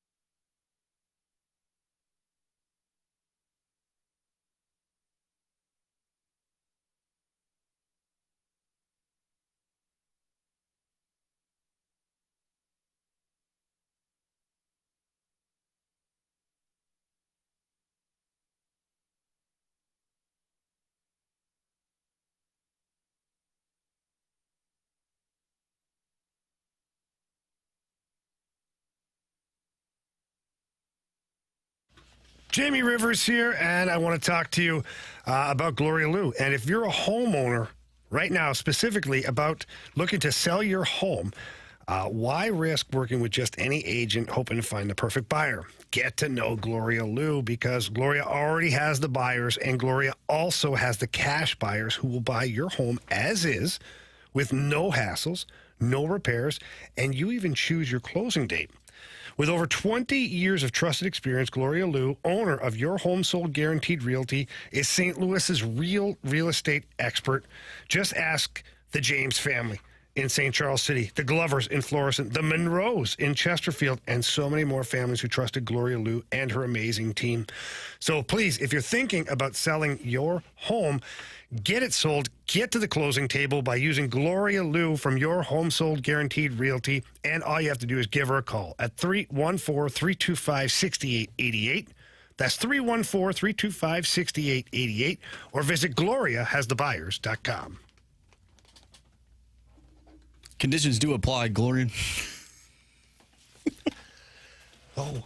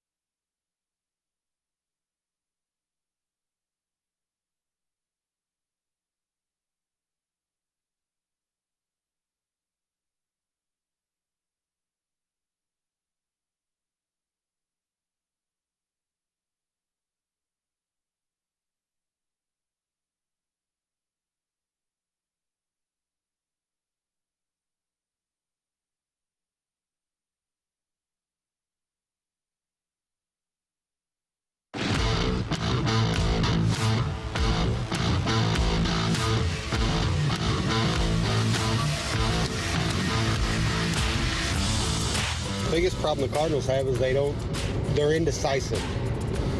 You've seen it with Colton Wong, Matt Adams, where they'll put them in the lineup, pull them out. Now we're seeing it with Contreras and Gorman. So you're going to ruin those guys by not making the decision to just put them in the field and let them play. That mic drop was from Anthony. I completely agree with him. He's right. The Cardinals are indecisive when it comes to what they want to do with certain players. Name one. Oh, boy. Tyler O'Neill, Randy Rosarina, Dylan Carlson, Are they really Adolis indecisive Garcia. with Tyler O'Neill? You really believe that? His injuries are not their fault. Initially, I think they were indecisive about him. Harrison Bader, too. Okay. Wait, who was the last guy they really gave the runway to? Jordan Walker. Yeah, sent him down. No, they've given him runway. Okay. He's a 21-year-old rookie. They sent him down for 2 weeks, Anthony. Breathe. I'll give you that. Jamie Jordan Walker. Who's the other guy? Who's the other guy they gave a long runway to? Go for it, kid. But define long runway and define why let him would play. They but why just let him play? Shouldn't you go back to earning it? If you're a young guy and you're at the big league level, you've done enough at AAA, and they've promoted you.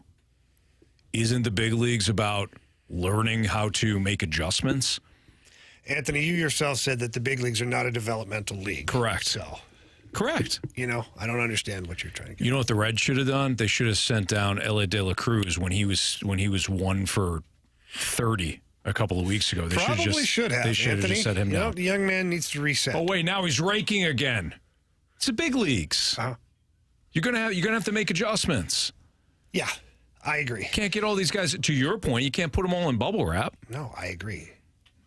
I totally agree with what you're saying. What are we fighting about? I don't really know anymore. We just fight. Right. But getting back to the original topic at hand here, who have they not given runway to? Really, that is ready for it. Dylan Carlson. Okay. But again, he's had more plate appearances in the last 3 years than Tyler O'Neill. Yeah, because Tyler O'Neill can't stay healthy. I know, but they're still giving him runway. And Dylan Carlson, he's had injury problems too, but not to the Tyler O'Neills. I guess Paul DeYoung would fall in that category. Which one? They gave him a lot of runway. They still are. Of course, they couldn't. They didn't have another shortstop until they drafted Mason Wynn. Yeah. That's a whole nother story. All right, we do need a Gauntlet contestant. We're going to play the Gauntlet in 10 minutes. So 314-399-9646. If you want to play in the Gauntlet, that's our Comfort Service text line. Just text in Gauntlet. So, Jamie, I know we get this question a lot. Well, what are the Cardinals really going to get when they trade Montgomery and they trade Flaherty? Some people have even given us the pushback of, hey, why would you even trade these guys if you're not gonna get much in return? And I've tried to make the argument through previous trades. No, I think you're going to get more than you think. There was an article done by The Athletic. Won't read every single word because it's a subscription-based site. And, hey, The Athletic's got to get their money, too. And it's worth the price of admission. Our guy, JR, writes for them, and we often cite The Athletic because they got great stuff. Jordan Montgomery, the comparison, Jamie. Mm-hmm. These are what this author did was look back at previous trades to kind of gauge the value of these current free agents. And they didn't just do it with the Cardinals, but we'll stick with Cardinals. The comparison was J-Hap, in 2018. So not the J-Hap for John Gant trade, the previous Hap trade. And what the Blue Jays received for J-Hap was Brandon Drury, who wound up with Cincinnati, then San Diego. He's bounced around a little bit. And Billy McKinney, who at one point was a top 100 prospect. So they got a top 100 prospect and a big leaguer for J-Hap in 2018. So that's what the Cardinals can somewhat expect. A big leaguer and a top 100 prospect. This falls in line with what I've been saying about contenders are going to pay. They're trying to win a World Series. We may look at Montgomery and say, well, he's only a rental. Well, rentals are going to go at the deadline. Jack Flaherty, the comp was Noah Syndergaard in 2022. I've referenced this trade several times. The Angels signed Syndergaard on a one-year flyer deal, traded him at the deadline. They received Mickey Moniak, Syndergaard was the former number 1 overall pick. Moniak was. And then an A-ball outfielder. Moniak is now hitting third in the Angels lineup. So they got something significant for Syndergaard.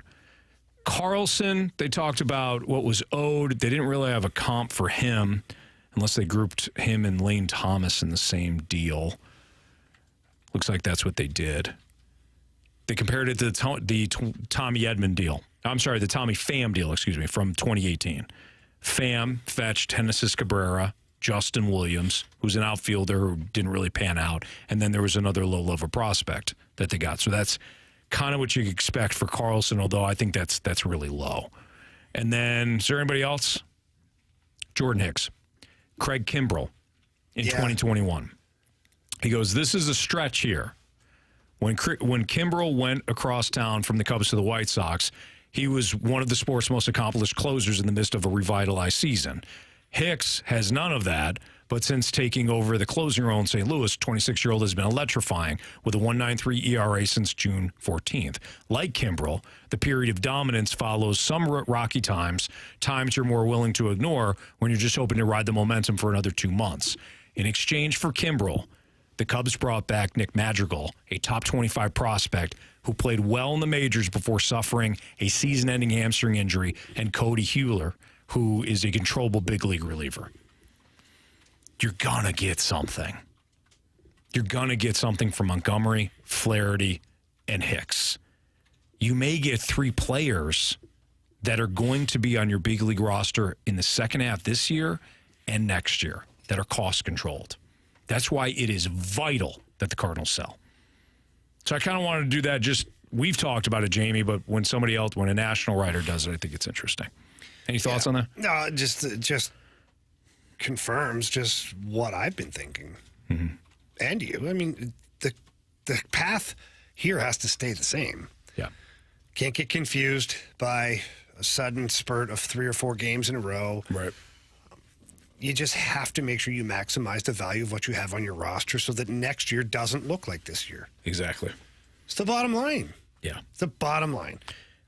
You're not going to get an ace. If your expectation is an ace, you're not going to get an ace. The ace is going to a contender. If your expectation is that they're going to get nothing but like AA players, you can raise your expectations. Yeah. They're going to get but I think what you have to clarify here, Anthony, or the disclaimer that goes with this is that there is margin for error in this scenario because the Cardinals, even though they could go after a AAA pitcher that is like right there for next year, it might end up being Matthew Liberatore. Very true. Esque type player. And so I think that for the fan base that listen to us or anybody else and talk about getting a top prospect or a young pitcher that's, maybe a 3 in your rotation, there's still the possibility that player doesn't pan out. It doesn't make your trade bad. It just means the player didn't work out. Right. Then I guess you go back to evaluating what you're getting at that point. So again, all roads lead back to, for me, this is the most important moment of John Mozeliak's tenure as the skipper here, the big dog for the Cardinals. Because he's got this trade deadline and this offseason coming up to try and right the ship as much as he can, because they've created this mess just by neglecting the pitching staff and the pitching rotation over the last couple of off seasons and even trade deadlines for that matter. So this is, for me, Mo's biggest moment as the president of baseball operations. Agreed. Are we getting that text? Have you seen that text come in and it's like, well, they could be Matthew Liberatore? No, I just pulled that out of my if people are thinking that, if people are thinking that, where it's like, well, hey, don't forget the players that they get in return, they might not pan out. Understands the natural thought that of course, but Montgomery he isn't likely to resign here. Flaherty isn't likely to resign here. Would you rather have that or a draft pick that also might not pan out and you don't know for another 5 to 6 years where they're going to pan out? That would be my argument. All right, time for the Gauntlet next in the Fast Lane on 101 ESPN.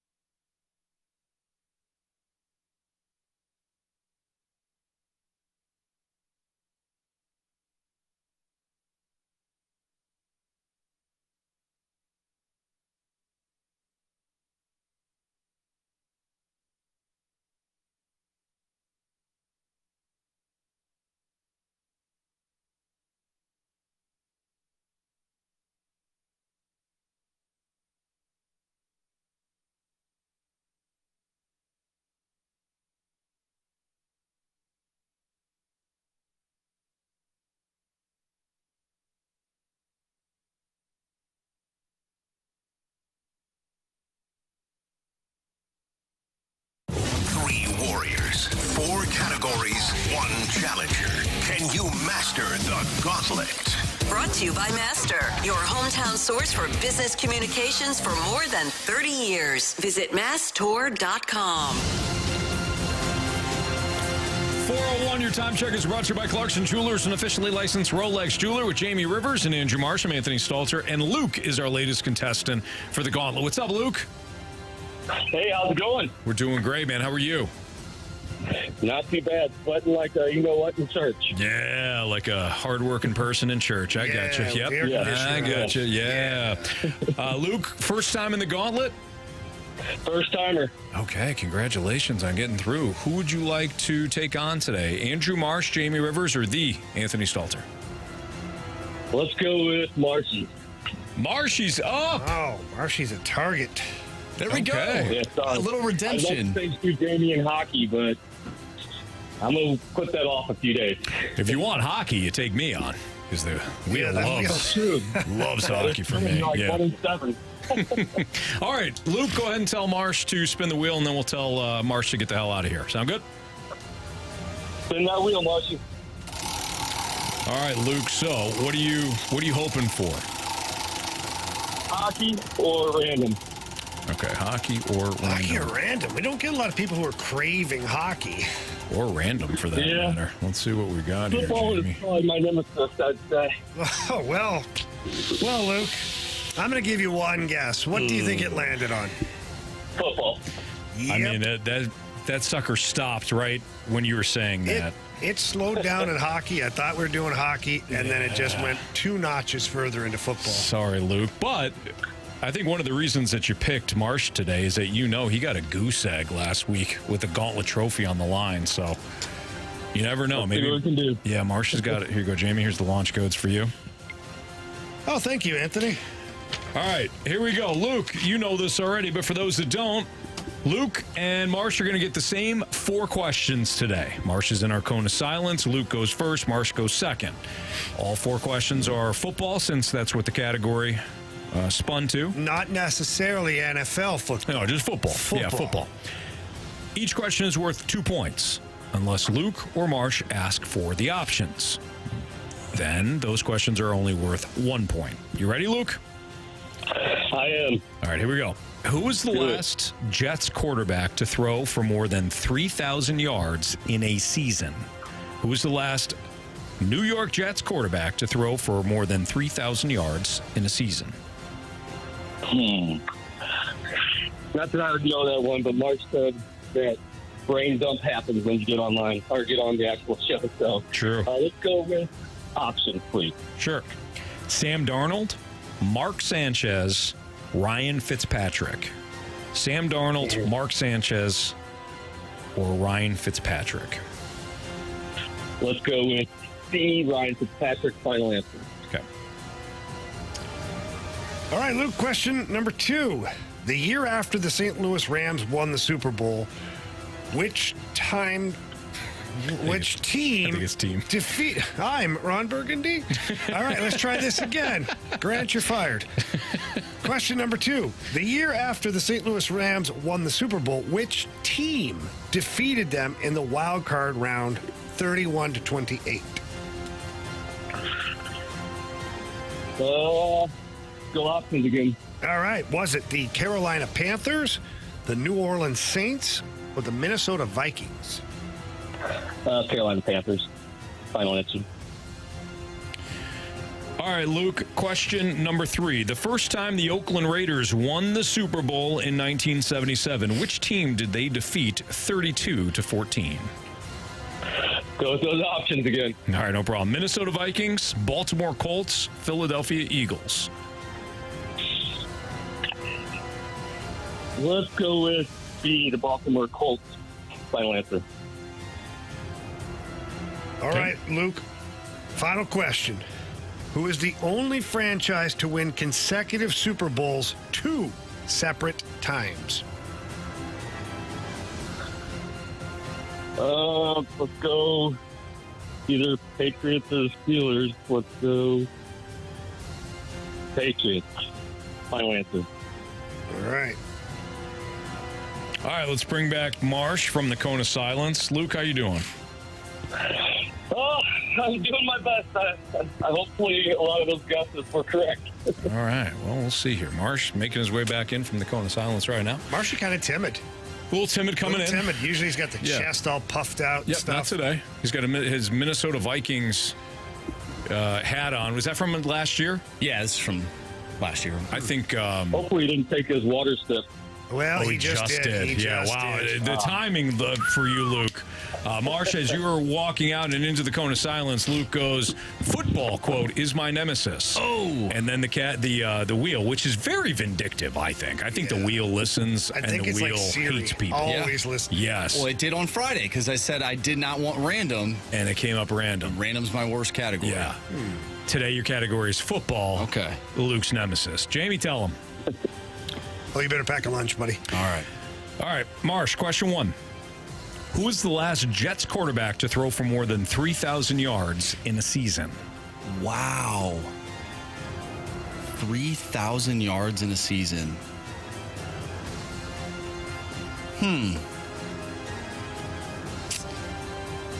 Did Mark Sanchez throw for 3,000 yards in a season? Could have been Brett Favre in his 1 year. I believe he's there for 1 year. Let's use the options just to be safe. Sure. Sam Darnold, Mark Sanchez, Ryan Fitzpatrick.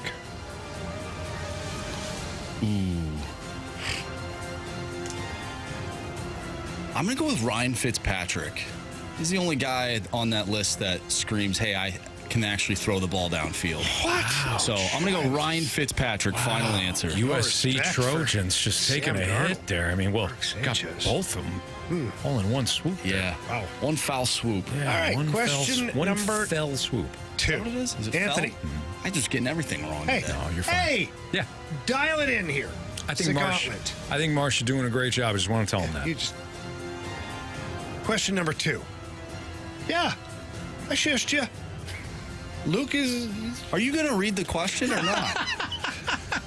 You know what, Marshy? I hope you get it wrong now. Luke, I am totally cheering for you. Screw these guys. Question number 2.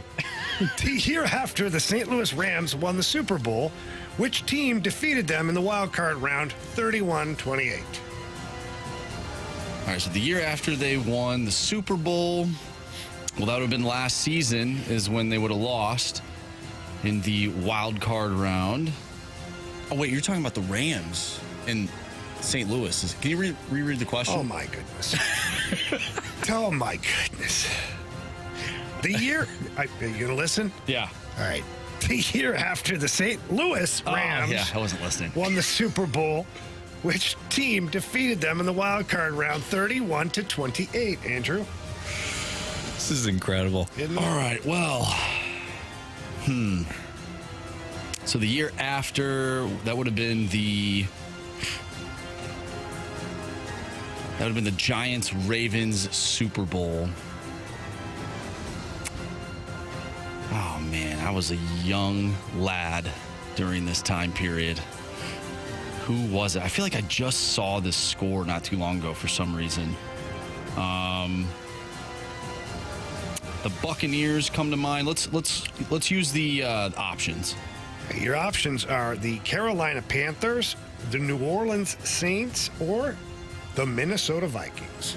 No, it couldn't have been them. All right, so the other teams were the Saints and who was the other team? Oh, my God. The Panthers. Panthers, yeah. The Panthers defeated the Rams with Jake Delhomme. I remember that. But that wasn't after the Super Bowl. The Super Bowl win. I'm going to go with the Saints. Final answer.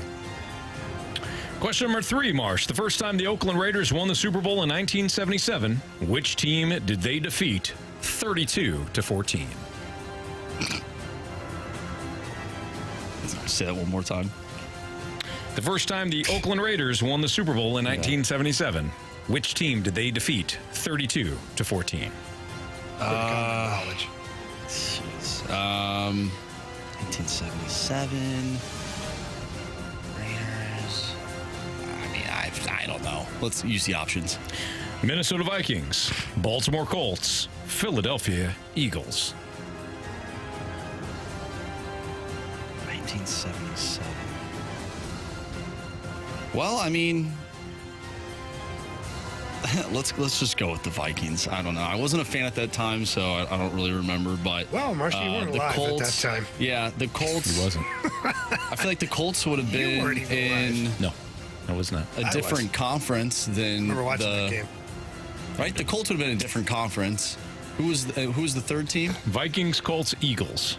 Eagles, yeah, I don't know if they were all that great in the 70s. Maybe they were, but I'm going to go with the Vikings because they have a lot of Super Bowl losses. All right. Final answer. All right. Andrew, question number 4. Who is the only franchise to win consecutive Super Bowls 2 separate times?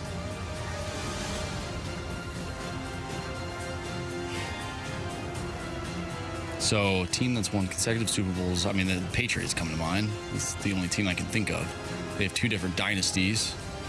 They did it when they beat the Panthers, and then they beat the Eagles, and then they beat Anthony's Falcons. Hey. What? And then they beat the Rams. And they would have won 3 in a row if Nick Foles didn't happen. So I'm gonna go with the Patriots. Final answer. Okay.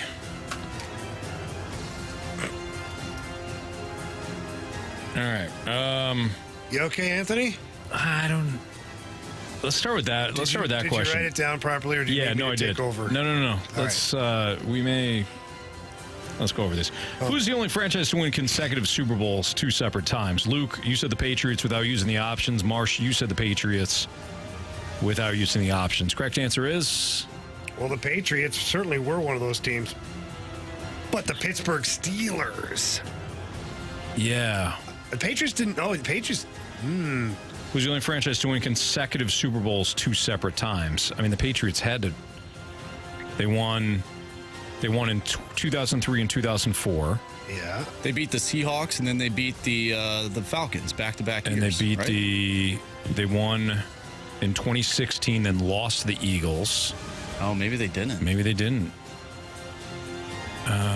Maybe you're right. No, yeah, they've never done it. Wow. Oh, okay. Grant, good question. It is the Steelers. The Steelers is the correct answer.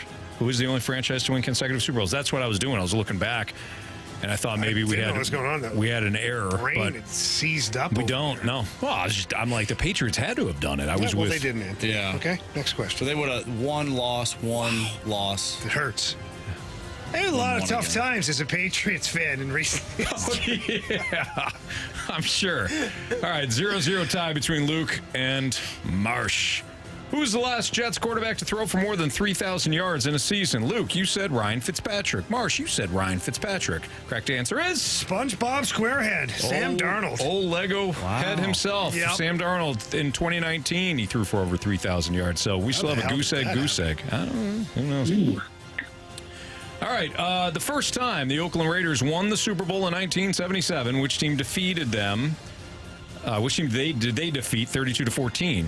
Luke, with the options, you said the Colts. Marsh, with the options, you said, I don't know. The Vikings have lost a lot of Super Bowls. I'll go with them. Correct answer is? Well, it was, in fact, the Vikings. Was your Vikings, Marsh. So Marsh has got a 1-0 lead over Luke. Comes down to this. The year after the St. Louis Rams won the Super Bowl, which team defeated them in the wild card round 31-28? Luke, you said the Panthers. Marsh, you said the Saints. Correct answer is... the New Orleans Saints. Luke. You have chosen poorly. You lose. Not today. Marsh got you 2-0. That was tough all the way around, I felt. That was a tough gauntlet all the way around. So, Luke, sorry. Thanks for listening. You said football was your nemesis. That damn wheel spun football, and it got you today. I'm sorry. Not a problem. Thank you, Marcy. Good game. Thanks, guys. Tammy, Anthony, thanks for the show. It's awesome. Love listening to you guys. No, appreciate it. Thanks a lot, Luke. Appreciate it, man. Good job, man.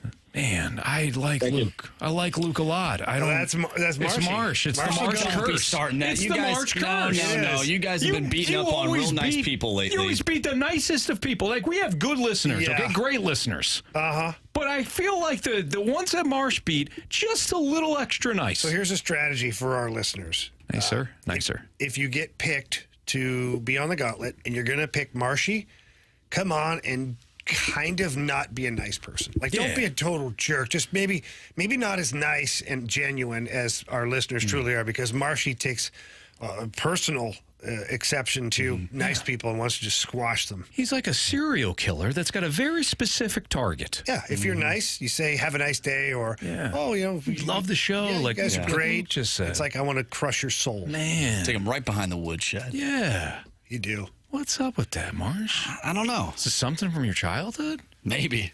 What are nice people? What does that trigger for you? All right. Those were tough, though. I would have totally. I don't know if I got one right. I had no idea about any of them. I was so sure about the Patriot one. I would have totally said the Patriots. I would have said the Patriots, and I absolutely would have said the Panthers, because all I remember is Steve Smith going 70-some-odd yards against the Rams in the one, but that was 2003. Not when I said that, did it kind of jog your memory? I would have said Mark Sanchez. I would have said the Panthers for the Jets. I may have said Fitzmagic. I may have gotten the Vikings right just because of Marsh's thought process. I figured there's two questions where the Vikings are a part of the multiple choice, and one of them has them doing good, and one of them has them doing bad. Which one would Grant pick? The bad one. There's probably. your answer. Yeah. All right. How ironic. I'm wearing the hat today, too. For you. All right. Can the Cardinals replicate the Blues' second half post-trade deadline? I find this question interesting. We'll get into that next on 101 ESPN.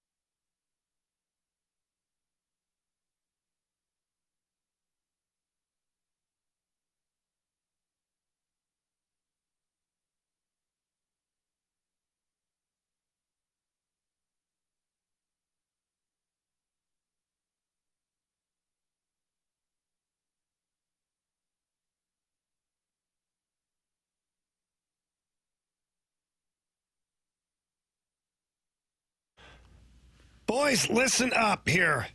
Are you paying too much right now currently for your ED meds? You probably are. And again, nobody cares if you're using ED meds. What we care about is that you don't pay too much for them. That's why we head over to the Medicine Shop in St. Charles, your destination for cheap ED meds. They've got a generic called Sildenafil, and they've got that for less than $2 a pill. That's right, less than $2 a pill. Prescription is required.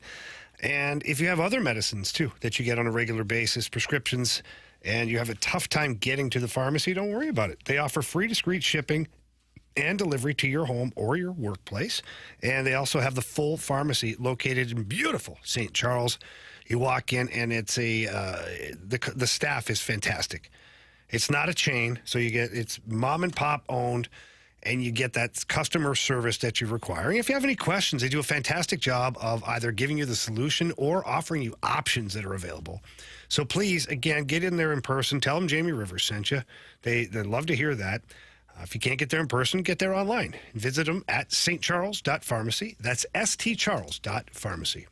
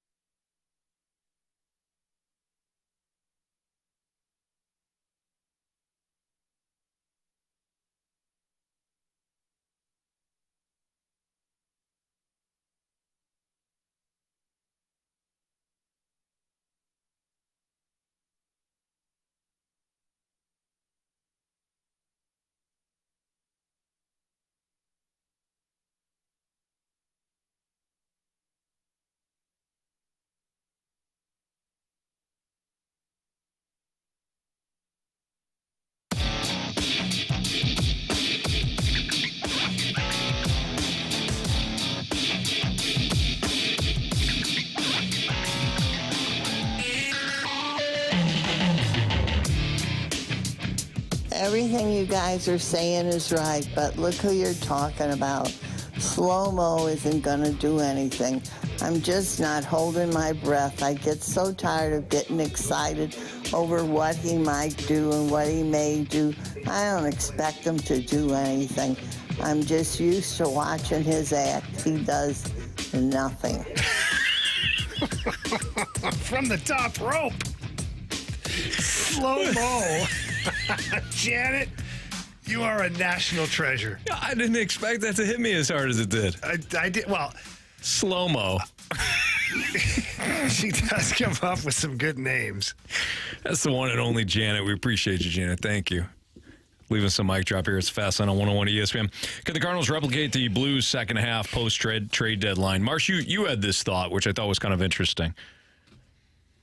Yeah, I did, Anthony. You look at the Blues after the All-Star break. Of course, not the All-Star break, the trade deadline. They got rid of O'Reilly, Barbashev, a few big-time names that we all, grown to love over the course of the past few years. And we had an opportunity to see guys come in like Sammy Blais, his second stint, Jakub Vrana, Kapanen, these guys getting their opportunities, young players, seeing what this team was going to look like for this upcoming year. Just wondering if we're going to get the same sort of structure, I guess, from the Cardinals in this upcoming second half after the trade deadline. Are they going to bring up Mason Wynn? Are we going to see what this team will look like for next season? Are we going to get an inkling of that? And plus the team, they played better. They had a better record going down that stretch. But they did have some of the same problems, which led to them not winning a ton of games. Ultimately, losing games like 5-1 and whatnot. It was the defense. This team is probably going to be the pitching, but I think it will be interesting to see how these young players play in the second half if they are called up. Yeah, I think that you made a couple of key points there. One, let's start with the one that you just made. Whatever the Cardinals do at the deadline, it'll be similar to the Blues in that they're not going to fix all of their problems in one deadline. Doug Armstrong also needed this off season to add guys like Hayes and bring back Sundquist. Now, Doug Armstrong has to deal with the cap situation, so it's a little bit different in that regard too. But to me, just like the Blues did in the second half, Jamie, or post-deadline, I should say, the Cardinals need to operate in the second half, in my opinion, as if we're developing for 2024. I won't even say the future. You're trying to get as many innings for some of your younger pitchers, build them up going into the offseason because you're going to make some moves in the offseason, and you're also going to use the winter leagues to make sure these guys are prepared. Look at what Nolan Gorman has done in one offseason. Gorman a year ago got more than a cup of coffee at the big league level. I mean, he was here. And he had some flashes. We saw the power, but we also saw somebody with a high strikeout rate. He wasn't playing every day. He just got his chances here and there. He uses the offseason, refine his approach, understand how hitters are going to attack him or how pitchers are going to attack him, and then he comes to spring training ready to go. And now look at him. The Cardinals need to use this second half to get influence and that influx of youth, get guys going a little bit, and then get ready to compete again in the NL Central in 2024. So for me, the Cardinals, what they have to do is start taking steps in the right direction. And what I mean by that is, if we're comparing the Blues to the Cardinals, which we are in this segment, is Army did go get those reclamation projects and Sammy Blais, which was also a reclamation project because he was battling injury with the Rangers, didn't really get a lot of playing time. But those pieces helped you move the ball forward so that when the offseason came, Army had a pretty clear plan as to what he wanted to accomplish. Now, he only got some of it done. And I say some of it because they had a no-trade clause that blocked another move that is rumored to have been on the table. Right. We don't know for sure. But that's what the Cardinals have to do.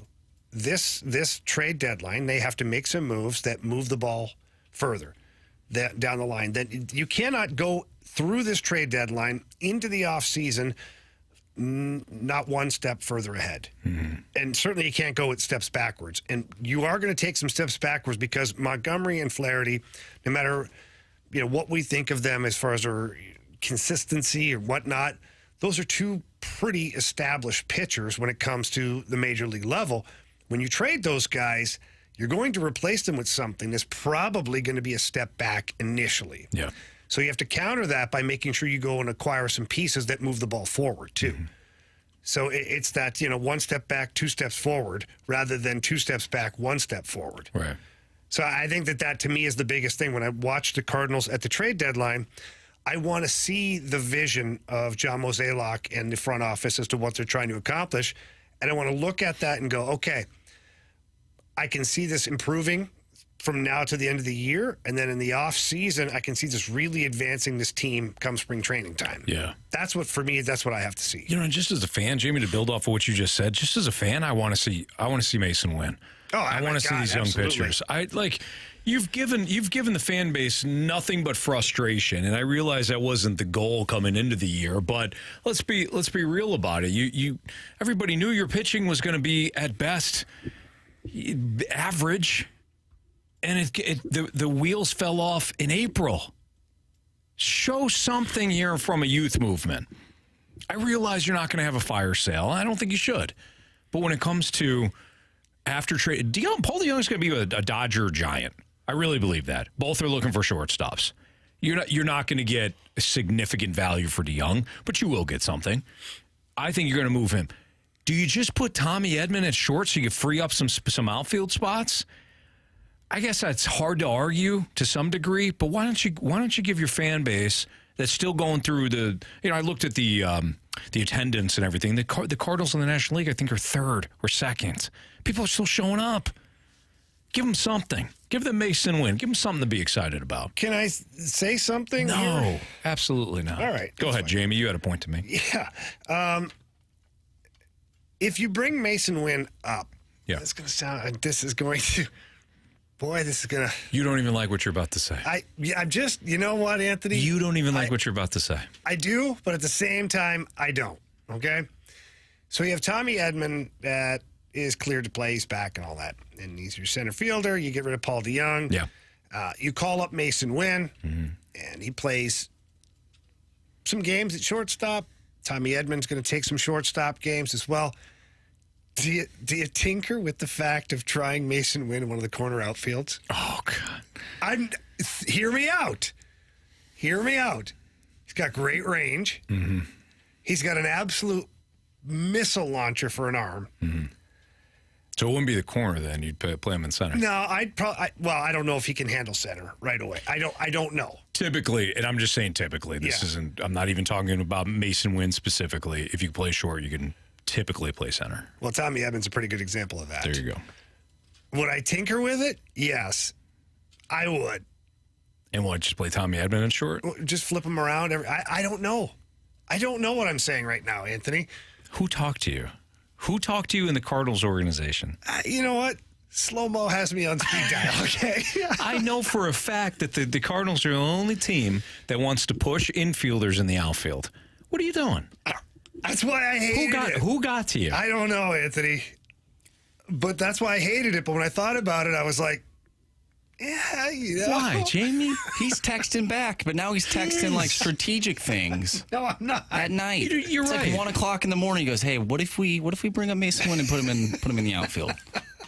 You're right, Marsh. Yeah. They're sending him texts like, "Hey, listen, let's put Alec Burleson at first base, Jose Firmino at third, and Taylor Motter at second." Right. No, that's a lineup.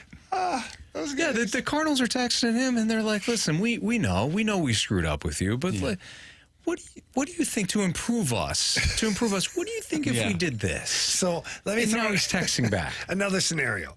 What if you can't trade Paul DeYoung, or you don't, and you want to call up Mason Wynn? Now do you give him some spots in center? It's a fast lane on 101 ESPN. I saw a headline over the weekend that I laughed and thought to myself, what is that going to do? That's next on 101 ESPN.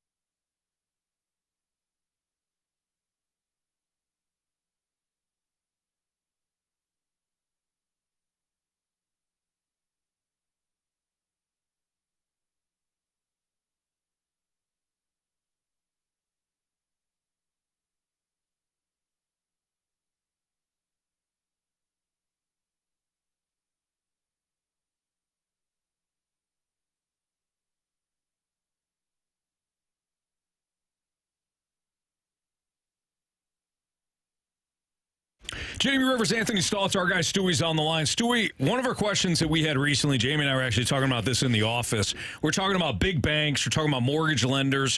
What's the advantage or disadvantage between the two?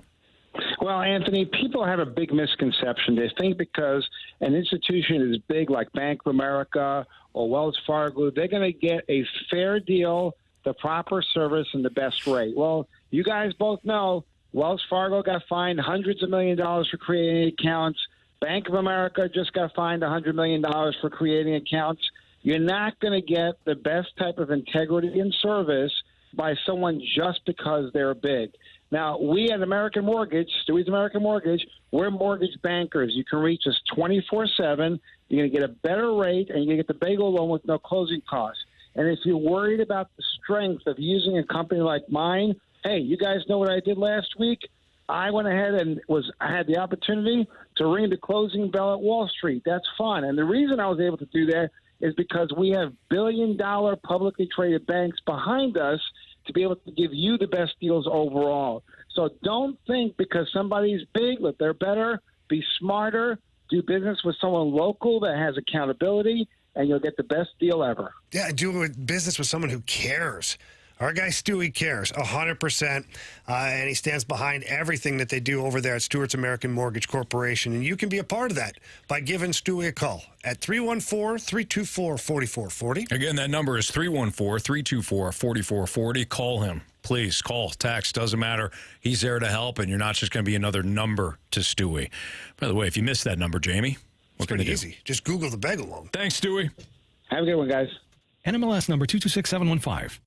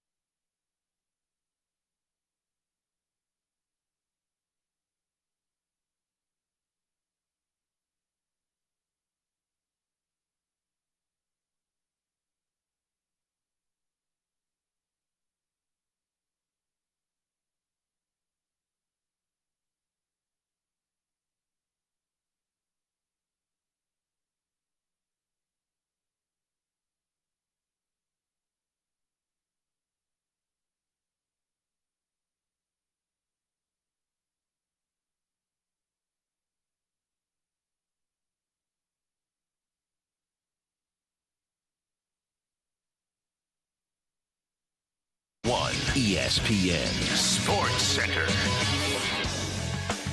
I'm Andrew Marsh. It's time for a Sports Center update driven by Johnny Londoff Chevrolet and Johnny Londoff Autoplex. The Cards drop 3 of 4 to the Cubs this weekend. They lost yesterday by a final score of 7-2. Adam Wainwright returns tonight, taking on the Arizona Diamondbacks. 8:40 first pitch. League's Cup action for St. Louis City SC.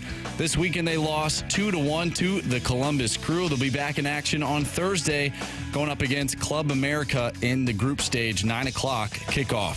I'm Andrew Marsh, and the Sports Center update is driven by Johnny Londoff. Find new roads and shop 24/7 at lawndoff.com and lawndoff.autoplex.com. Are you kidding me?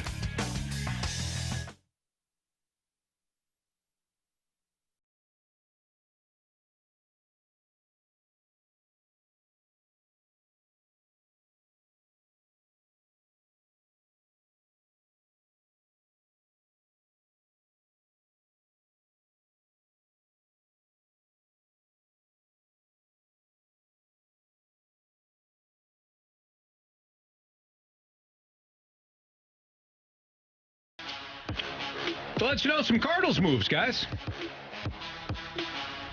Talk to me. Cardinals announcing, Jamie, first and foremost, that Adam Wainwright has been activated from the 15-day IL. He'll start tonight in Arizona. Andrew Suarez has been selected from AAA Memphis. So one of the pitchers that they just signed. Hey, he's coming up, Jamie. Yeah, he is. That's because Zach Thompson is being sent down to AAA Memphis. Ryan Helsley has been transferred to the 60-day IL. So we'll see you in 2024, I'm sure, Ryan Helsley. Thanks for your contributions this year. And Ivan Herrera has also been optioned to Memphis. Yeah. What do you make of all that, Anthony? I don't know. I'll say this, Jamie, before Anthony shows up. I'm going to give this team until the deadline to make sense of some of this crap. How about that? What do you not like about all this? Well, I want to see. Now, again, this is I realize the timing of all this. It might just be a timing issue where they bring up Ivan Herrera next week because they traded Andrew Kisner to the Yankees, something like that. And then Herrera comes up and he gets expanded playing time. But I want to see a bit of a youth push here in a down season. You can be a contender again next year, provided that you start at the deadline this year, bring in some pitching, and then, of course, in the offseason, you're going to have to break out the checkbook. But I don't understand keeping Herrera in the minors in a down year. I don't understand keeping Zach Thompson in the minors in a down year. There's certain things that you don't want in a losing season. One obviously is you're not going to be going to the playoffs, but it does afford you the opportunity as a club to get a look at some young guys. So if we're going to see Taylor Motter and Fermin and Andrew Suarez in the second half, I think that's incredibly disrespectful to your fan base, and I think it's just stupid as an organization. Yeah, so I'm not going to get too far ahead here on this one because a lot of these moves are made out of necessity in the moment. Who has options? What can you do with so-and-so? How can we make room for this guy? And sometimes these players are just victim of their situation. Right. So I'm not going to go jumping too far ahead. But the trade deadline for me is going to be kind of the mile marker where I look at, well, one, what they've done as an organization, and two, like, where are you headed now? If Taylor Motter and these guys are still part of the whole program following the trade deadline, I'll sit here and be very honest and say that I don't think the Cardinals know what the heck they're actually trying to do. Yeah. At that point. Because if they're still there following the trade deadline, it means you didn't do what you needed to do and that you don't know what direction you're actually headed in. Why would you lose games with Taylor Motter at second base rather than having Mason Wynn in your lineup? Right. It doesn't make any sense. Agreed. So I'm going to wait and see. And like a guy like Andrew Suarez, why would you have him pitching rather than Zach Thompson? Lefty. I'm going to wait. I will give some runway here to the Cardinals because I think this is a necessity. Right. But following the trade deadline, which is just around the corner, if it still looks like this, I'm going to feel like, man, they really don't have the people in place that can get the job done. Right. In other words, if you're not going to contend, I won't even say lose. If you're not going to contend, which the Cardinals aren't contending, Why would you continue to have some of your young guys develop in the minors as opposed to the big leagues? That doesn't say that doesn't suggest they're ready for the big leagues. But you're afforded an opportunity. What's one of the biggest reasons why Randy Arozarena is in Tampa right now? Because you didn't know what you had. That's one of the biggest reasons why some of these other guys are thriving someplace else. Because you never gave them the opportunity here to really look at them. And in the Cardinals' defense, you're not trying to develop guys at the big league level because you're typically competing. You're not competing this year. No, you're not. So to send Thompson down and to send, Ivan Herrera down or to keep Mason Wynn in the minors and still not compete so you can give an extended look to guys that shouldn't be on your roster in the first place, I just think that's asinine. But to your point, Jamie, maybe it's just a necessity at this point. And then next week, these guys will come back up and we'll have a better vision of what the Cardinals are actually thinking. All right, let's get to the thing that I saw, Jamie. I wanted to get your viewpoint on this. I saw the headline at a couple of different spots. I'm like, why is this a story? And what changes? I'll tell you what that is next. Don't want to win ESPN. I'm so interested.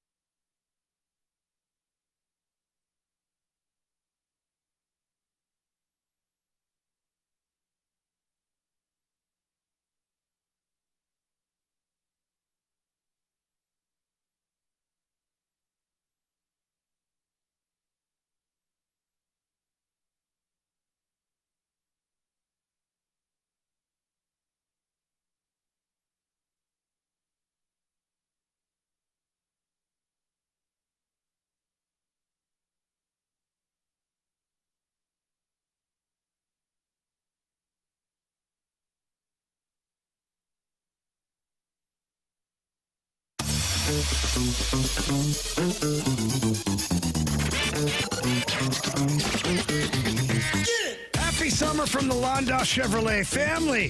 That's right, the Londoff family has been in business for over 80 years, providing the best prices and award-winning service here in St. Louis. Let's also remember that it's not just one location anymore. So if you live out west, or it's easier to get to out west, visit the Londoff Autoplex. They are located right off of Highway 70 in St. Peters. And the original Londoff Chevrolet is still in Florissant, Missouri. We all know where that is. Kind of a landmark, really.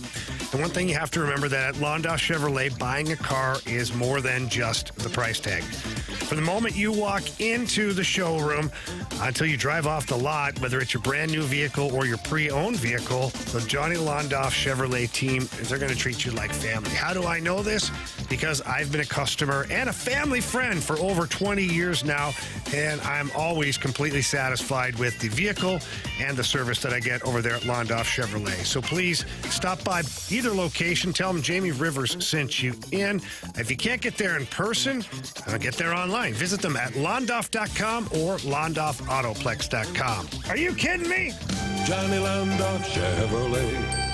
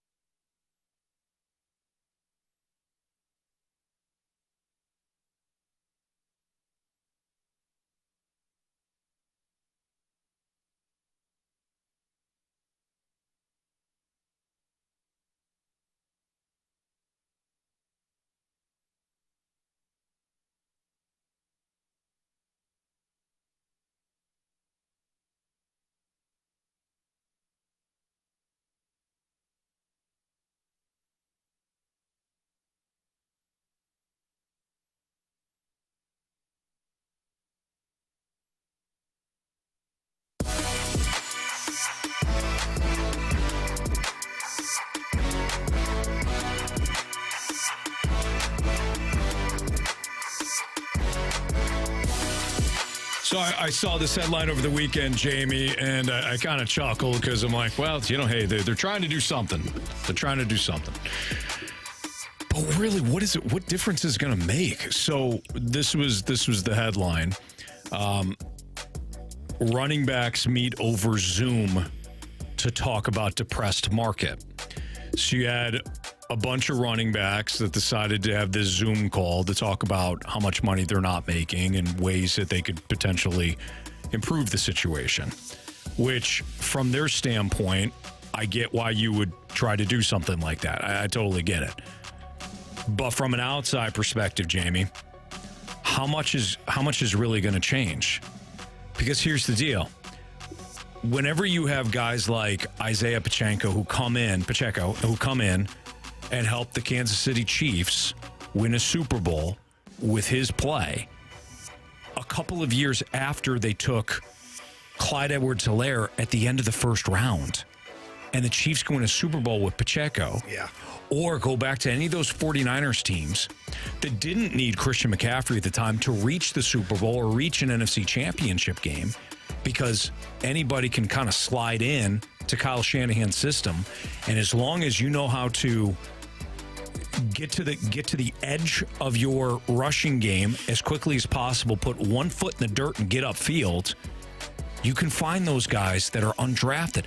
Until those players stop outperforming the guys that want the big time money, I don't know what you can do if you're a running back right now and you're ticked off about your market. I'm not telling you not to be. It's just, it kind of is what it is. So, Barstool Sports has a guy, Big Cat. Yeah. Big Cat. Don't even know his real true name. He's William. Sure it is. It's actually Dan Katz. It's Dan Katz. All right, so Barstool Big Cat, they have their, what's it, Pardon My Take? Yeah. Or is it PFT? No, it's Pardon My Take, I think is what it is, over at Barstool. And there's an interesting blurb to where he's like, this is a crazy thought, and the owners will probably never go for it. But he said, what if the NFLPA stood strong in making the running back position to where you're not allowed to draft a running back? They're all free agents coming out of college. Okay. And his thought process behind it is that then the teams don't get to kick this can down the road until the running back has no more mileage on his tires. Mm-hmm. And at that point, just kick him to the curb. Yeah. So it would be a bit of a bidding war for the best running backs coming out of college. Man. It's a great out-of-the-box thought. To where, if you're really good running back, so now don't worry about round 1, round 2, round 3. Teams will have to pony up now for a guy that's not just in his prime, like that's young. Yeah. That can really bring the game to the field. Mm-hmm. I thought it was really interesting. I don't think the owners would ever grant that, because they would have to pony up to get their running backs in their prime years now. Right. They wouldn't, now that they've figured out the cheat code of just use them and abuse them and then get rid of them once they get older, why would they go back to paying running backs? Yeah. But I thought the concept, just in general, without, I'm sure there's stuff that would have to be figured out. I thought the concept was really cool. I think the concept is brilliant.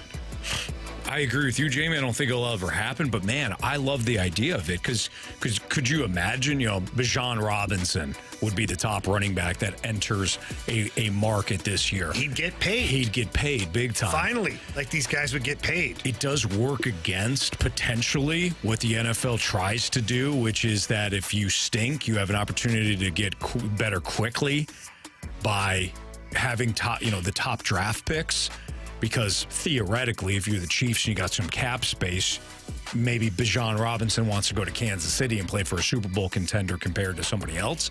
But for the running back specifically, I think it's a really interesting and smart take by William Big Cat Robinson. Yeah, it wasn't my take. I'm not claiming that. So someone here in the 618, this is stupid, Jamie. All positions that would not want to be drafted then. Yeah, but all positions don't deteriorate. Screwed. Yeah, I mean, not to the level of running backs. Yeah, because running backs. So in other words, you have a running back. You're on a rookie deal. Yeah. Josh Jacobs, perfect example. Saquon Barkley, perfect example. The Giants' offense was Saquon Barkley and then Daniel Jones' ability to kind of run around. The Raiders' offense last year was Josh Jacobs, and when Derek Carr wasn't pooping himself, throwing it to Devontae Adams. That was it. Darren Waller wasn't really even part of it. It was Josh Jacobs. Josh Jacobs hasn't had a great career. He had a really good season last year. Had a good rookie season, and the last year had a good year. He's not getting paid. He hopped a plane to out of Vegas today. He's like, screw it. I'm not going to stay around. Running backs aren't getting paid because teams know their value isn't that great.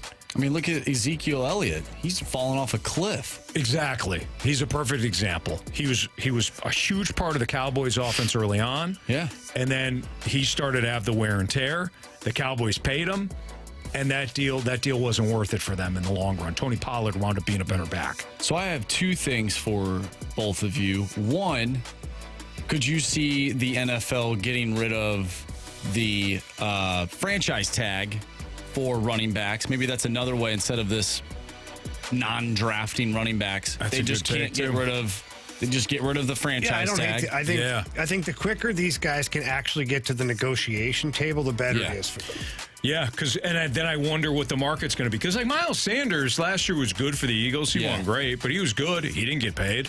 Yeah. So maybe the running backs, you realize like, well, teams aren't willing to pay that much money for you. Well, but at least they have that opportunity. We've seen over the past few years, and this has been happening for a while now, that you don't have a one true back. Some teams do, but like it's a two-back system a lot of these teams have now. Oh, unless which you're the hurts fantasy football, Anthony. It all comes back to fantasy football. I mean, it does. All roads lead back. That's right. Yeah. Unless you're the Titans, you're right. You don't have for sure. You don't have a dual back, or you don't have a single back. Yeah. In your offense. And the Giants, in my opinion, they don't either. But they have Daniel Jones who showed that he can just run around and do whatever. I don't see that continuing though. I think they do need to have a guy like Saquon back there. Mm-hmm. Otherwise, their team's going to stink. So, quick question. How many years is the rookie contract for running backs before they hit the franchise tag? 4 years, unless they're a first rounder. Then it's they get the option year of the 5. Yeah. So, I think this could work if they shrunk the contract. So, the NHL entry-level contract is 3 years max. Mm-hmm. So I think your entry-level deal at 3 years, and then teams could option in for a 4th year, but then after that, the running backs get a chance to get paid. I think that would work. But again, the owners would have to sign off on that, knowing full well we're about to pay these guys off when we figured out how to screw them. Yeah. You know what I mean? We've come this far. Yeah. We figured out how to screw these guys. You'd have to strike. And the players aren't all going to strike for one position. Yeah. So that's what I wanted to ask. How does that affect the new CBA whenever that is, in the next few years, whatever? Could that lead to a strike all because of these running backs? I don't think so, man. That'd be so many guys basically sacrificing money for one position. Right. I know they love their teammate, but not that much. And I'm sure there's other running backs in the league who are like, man, if you're not going to play, I'm going to play. Right? Because totally. It's that type of league. Yeah. If you're not playing, somebody else will fill your spot. Right. You don't want to play? Okay, great. I will. Yeah. All right. It's Fastline on 101 ESPN. We have the Sports 6. No, sorry. The What's Trending is next on 101 ESPN.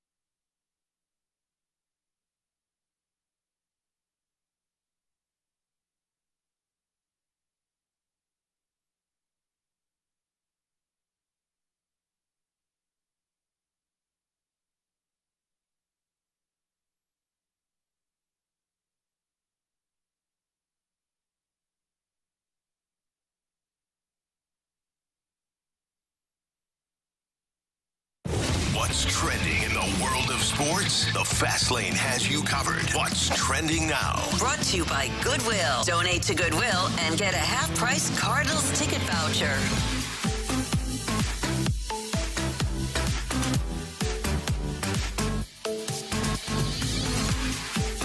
Welcome back to the Fast Lane here on 101 ESPN. Anthony Stalter, Jamie Rivers. I'm Andrew Marsh, and it's time for What's Trending. Fellas, Adam Wainwright back on the bump tonight. 2 wins away from 200, and they're taking on the Arizona Diamondbacks, who do have their lineup out. We are still waiting for the Cards to release their lineup so we can play the lineup game. Top secret information. They don't even know yet. Nah. I'm interested to see what this lineup looks like. But how do you think Adam Wainwright will do in his return? Boy, I hope he does well. Think, or how do I want him? What about both? Are they different for you, Anthony? Yes. Yes, they are. But I want you to go first, Jamie, to tell us what your difference is. Yeah, no, there really isn't. I think he's going to be lights out. Honestly, I think he's going to go 7. Punch out 3 or 4. Going to do good job out there. Yeah. Maybe 1 or 2 earned runs. Going to give his team a chance. Well, here's the thing, What's guys. Your difference, Anthony? Oh, none for me. I thought you maybe were, if you had one. No, I don't have a difference. I mean, when other people are telling Waino, guys that he works with in the bullpen, coaches and other people telling Waino that the stuff looks as good as last year's. Which part of last year? The first part. I believe him. Mm-hmm. So, yeah. I agree with you. Jamie, 7 innings, 5 hits, 3 runs, keep the ball in the yard, 5 Ks, no walks. There you go. Yeah. Marshy, your thoughts? Yeah, I was wondering, maybe this is the vision that I had all along. His return. There you go. This is the vision. We're back to that again. Yeah. Okay, so it wasn't the London vision where this team got back into it because Waino propelled them. Right. It was this vision. This version. Okay. Yeah, this So they're vision. in Arizona in a meaningless series, at least for them. I mean, this team has struggled winning first games of the series back in April. This is an important one. You're darn right it is. You're darn right it is. And every game is important. 100%. So I'm sure half the team will be resting and... We'll see. No. Not today. Not today? With Waino on the bump, you'll get every star player you have in the lineup. Don't you trust think? me? Yes. That's Jamie. Boy, You make a great point. Really spot on. That's why they rested him. That's probably. You know what? Yeah. Just saying. Well, Jamie's been talking to the Cardinals. He's been texting them. That's true. Guys, I'm trying to help. I'm doing all I can here to try and help this thing. Yeah. Why am I not in the lineup, Skip? Look, Waino's two wins away. We're going to need you to well rested and playing tomorrow in Arizona.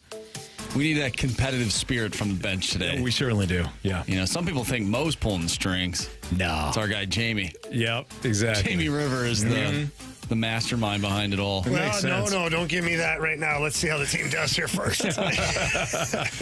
Jamie, you mentioned superstars, and we saw a superstar over the weekend with a huge debut for Miami. How about Messi? Game-winning goal. Game winner. What a game. One of the best goals that you'll see in the MLS. Listen, the goal was a really nice goal. It wasn't like a YouTube highlight reel goal, but it was a great goal by a player that, obviously knows what he's doing. For me, it was just all about the moment. Like, that team is not good. They're terrible. They've been hot garbage. Yeah. And until now. Lionel Messi gets there, game on the line, and he scores the winning goal. You've got LeBron James there, David Beckham's there. You've got a star-studded audience of people, and they go berserk. And Lionel Messi is now like a hero. Darn right. It's the perfect. Listen, he's arguably one of the top 3 best players ever in the sport. And you have him doing that. I mean, that's awesome. It is. It was pretty cool. It's big. Look, it's big for the league. It is. It's big for the league, and I hope he plays well. And I hope that Miami can kind of turn things around for the sport. And I want to see our St. Louis City SC team, like I've said before, punish him when they face him. Yeah. Welcome to America. Sweep the leg. Exactly. Guys, we were talking about... you don't think you don't like our soccer, huh? Yeah. Well, watch this. Pile drive. Legally, of course. I guess there's a legal way to do that, Anthony. Yeah. Yeah. Kyle Heber will figure it out. Yeah, he will. Or he get another red card and miss a game. Either way, it'll be fun to watch. Mm-hmm. We were talking about NFL running backs just a segment ago, and Tom Pelissero from NFL Network tweeted out that Nyheim Hines, while sitting stationary on a jet ski, was struck by another rider and sustained serious but non-life-threatening injuries. He will require surgery and miss the 2023 season. I wanted to ask you guys, how does this impact the Bills, their running game, who they should maybe go after, some names that are probably still floating out there in terms of running backs? How does that all work out, and what does their season look like without... I don't think it changed. I know they didn't run the ball effectively last year, and we've talked about it, but James Cook is more than capable of being the 1A to somebody else's 1B. They traded for him, tried to give their running game a different look last year. No offense to him, and I hope he does well, but if you can't find another Nyheim Hines on the open market or at the trade deadline this year, then you're really not looking that hard. So that's my take. This does nothing in terms of the overall big picture for Buffalo. Nor does it, if they're interested in Dalvin Cook before, they should have just been interested in Dalvin Cook, regardless of who they have on the roster. If somebody's like, well, now they should be interested in Dalvin Cook. Why? Because you lost Nyheim Hines? Nah, come on. But again, I hope he's okay. It just sucks. We're talking about the depressed running back market, and this guy is on a jet ski, just stationary. And he gets run into, and now his season is over with. Feel so bad for him. That's a bad way to go, Jamie. Yeah, it is. So last week, I brought up Jordan Addison of the Minnesota Vikings. He was going 140 miles per hour in a 55-mile-per-hour zone. Apparently, it was due to a medical emergency regarding his dog. Yeah. And I brought up the Henry Ruggs situation, not knowing the details of it. Obviously, complete opposite of what's going on. I mean... This one's tricky because you could endanger yourself and somebody else while also trying to do the right, the moral thing for your dog. I mean, I don't know. I in some ways, I'm glad that he wasn't just being exactly. He wasn't being an irresponsible person. Yeah, it was an emergency. And he still situation. was somewhat irresponsible, but we all make silly decisions sometimes when we have a loved one, or in this case, a family pet. I don't know. It's still a very gray area there for me, where you're risking the lives of others. I understand you love your dog, but I don't know. That's excessive. Yeah, it's very excessive. Need to get your guys' thoughts on the Twitter changing to X. Yeah, what's with that? Okay, I was completely blindsided by this. Elon Musk never contacted me and asked me what my opinion was on this. That's a shame. Cardinals reach out to you all the time. Yeah, which is why this is shocking. Sure, Anthony. yeah. I don't get it. I really don't get what Elon Musk has done here since taking over. Initially, I thought this might be a good thing. He's kind of a savvy pioneer business-wise.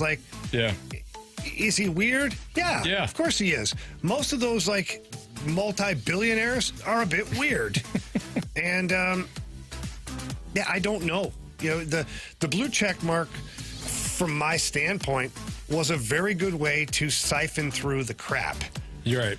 To where if it's somebody with a blue check mark, they are a verified account, which means that's really their opinion. Mm-hmm. And they're held accountable for what they say at that moment or what they're reporting or whatever. Well, that went bye-bye. Well, you can pay for it, but now anybody can. So I can make up a fake account and buy a Twitter check mark, and it's, verified. Right. And just sputter out anything I want. So that was a weird thing to change that whole dynamic, to generate a couple of $100 or $112 a year from each person. Mm-hmm. And now, I don't know, there's other stuff going on. And then to just take the Twitter name, where the little birdie is kind of iconic to do with the actual Twitter, company name. Now it's just a big black X. Is it still called Twitter? I don't know. Right now, if I would type in twitter.com, Twitter still comes up, but I heard it was changing to x.com. I don't get it. I'm going to do it right now. I'm going to type in x.com. Let's see what comes up. It'll be company computer. Yeah, right. It's Twitter. Wow. There we go. My question for this has been, is he just trying to ruin Twitter?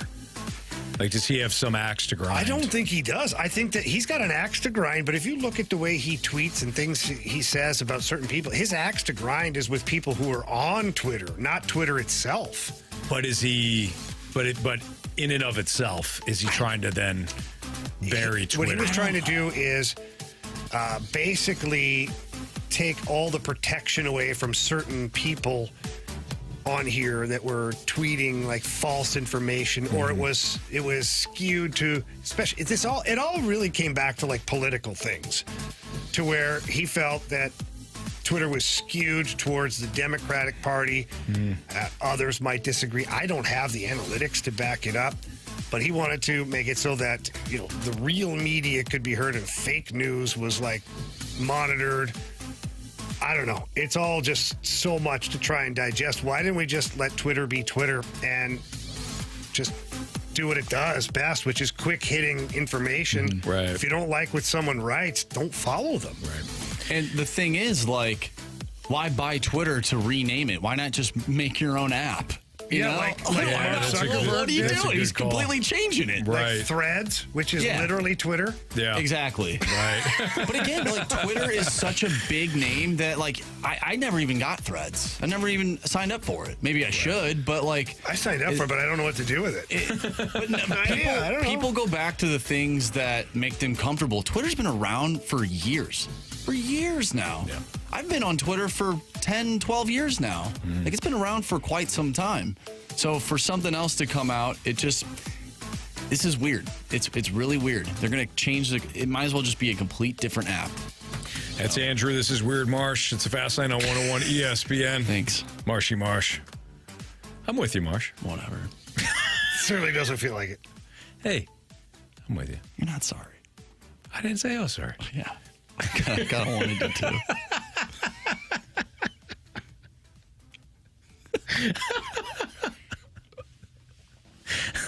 I didn't say I was sorry. I wish you were. All right. It's a Fast Lane on 101 ESPN. More of your mic drops. Are you officially done with this bozo team? You know which one we're talking about. That's next on 101 ESPN. You heard me.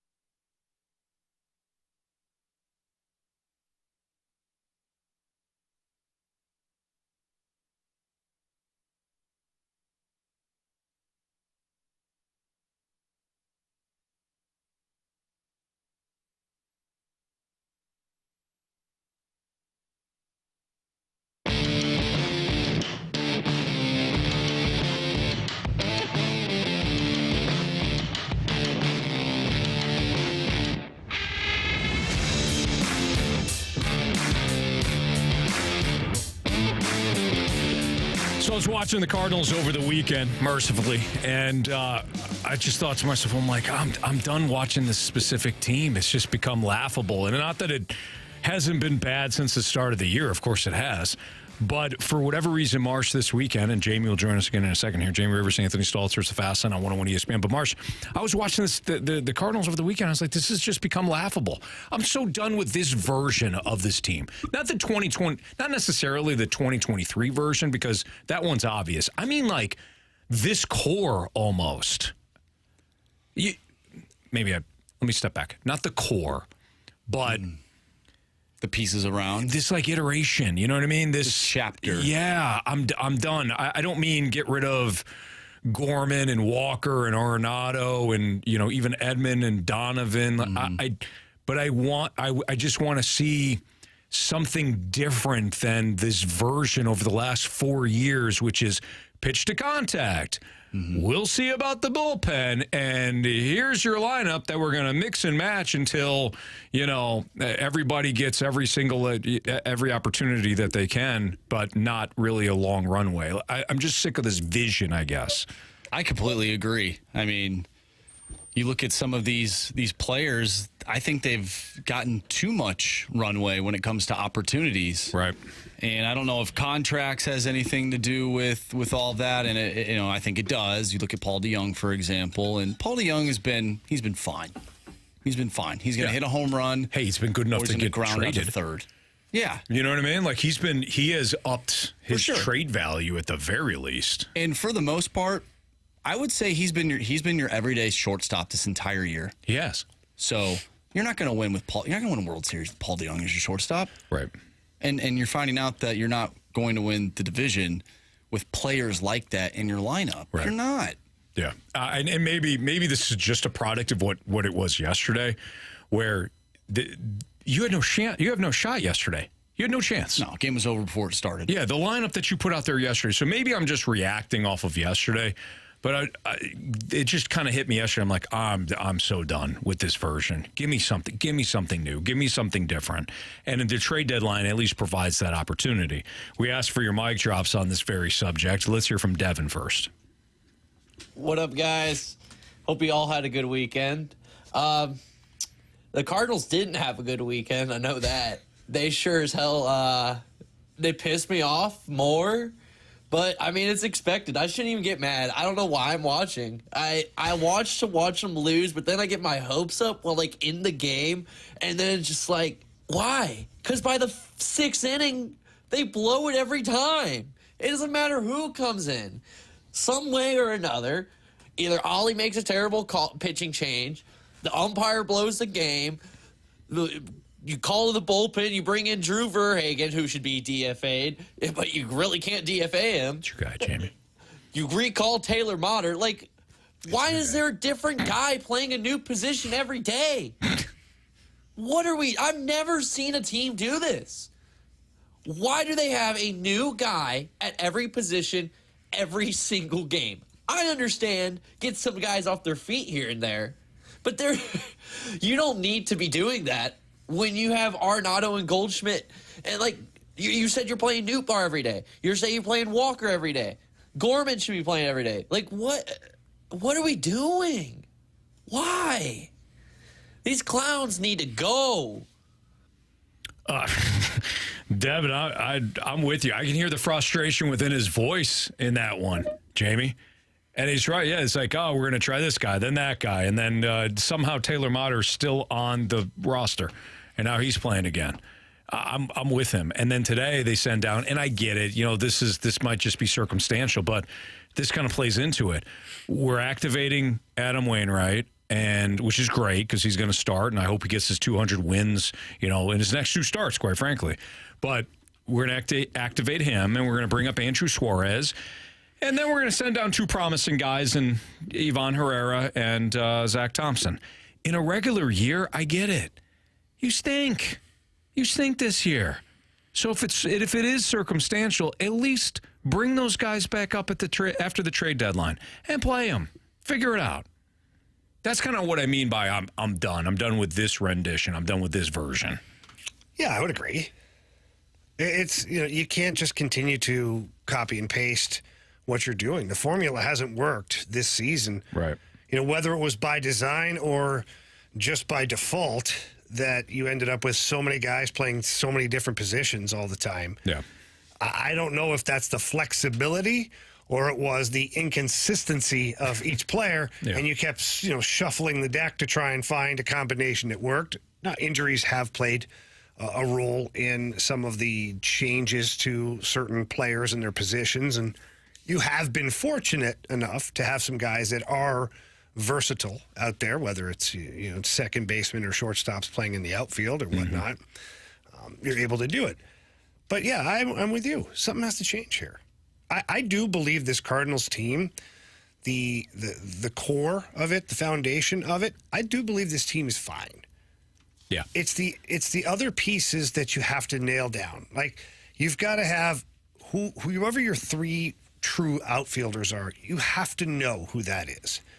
And you have to know who your fourth outfielder is. Who are the best infielders? Yep, there it is. Okay, Anthony, we'll play that game, huh? Who are your three best infielders? They're out in the outfield right now. Get them in the outfield. They already are. I'm sorry. Brendan Donovan and Tommy Edman, two Gold Glove infielders, are playing in the outfield. Get them out there. No, that's exactly what I'm saying. No, that's why this has gone off the rails. You shouldn't have that. Newt Barr should be an everyday outfielder. Jordan Walker, right now, he has to play every day, and then pick your third. It's Tyler O'Neill for the time being before the trade deadline. But Dylan Carlson after the trade deadline, if he's still here. Like, solidify your outfield, and your infield, you've got to get that buckled down, too. If Paul DeJong is a trade piece, then I do think that Mason Wynn has to come up and get a look. Yes. Is he the rest of the season? I don't know. We'll see. We'll see. I'm fine with it. Just say yes. But all of these things have to be solidified so that when you do go acquire pitching, you're not still playing this crazy game of merry-go-round with positional players. Agreed. I've said this before. I think you need an established outfielder, like an established center fielder. I don't know if you do. Like Tommy Edman. Who the hell is your center fielder? Tommy Edman. Take your pick. If Tommy Edman's gonna be your center fielder, he's gonna be your center fielder. You bring him. There's so many. How do you feel about Dylan Carlson? I don't want to trade Dylan Carlson, but I mean, as your center fielder, he's fine. But the guys in center field, I don't have the confidence that they are legit center fielders. Like, they are a center fielder. They're corner outfielder guys. That's what they are. They're corner outfielder guys. The Jordan Walker thing kind of blocks you from that. Right. That's it. In my opinion, I wonder what this team looks like if you don't have Jordan Walker playing right field every day, to be honest.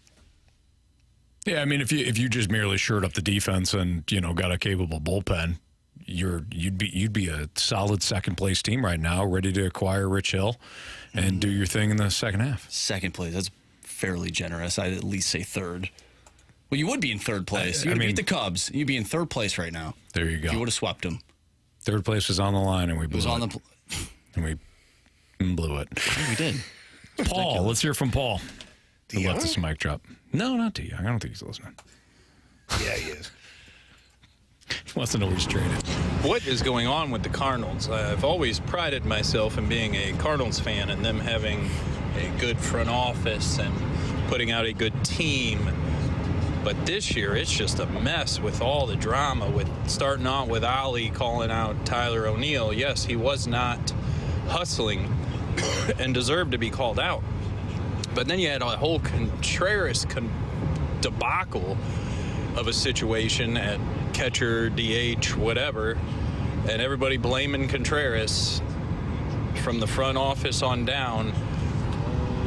What happened in the last year to make this happen? I don't get it. It's just embarrassing. And I hope they can do something at this trade deadline to maybe right the ship for next year, but this is getting bad. I was initially I thought that Paul might be going back to the Ollie made a mistake by calling out Tyler O'Neill thing, but then what Paul was saying essentially was, and he's right, this is an organization where you have avoided the bad headlines up until this year. And it did start with that. I think people got that one wrong, in my opinion. Nationally, I think they got it wrong. But it did start with the Tyler O'Neill situation, and it just never got better from there. The wheels have completely fallen off this thing. So we'll see what they do at the deadline. We will play Beat the Streak. Actually, we can't play Beat the Streak. We don't even have a bleeping lineup yet from this team. You can't even get us a lineup so we can play Beat the Streak, Jamie. Yeah, Ollie's pushing it here. You want me to call him, guys? Please. I'll call Mo. Question of the day next on 101 Find out who ESPN. he's playing.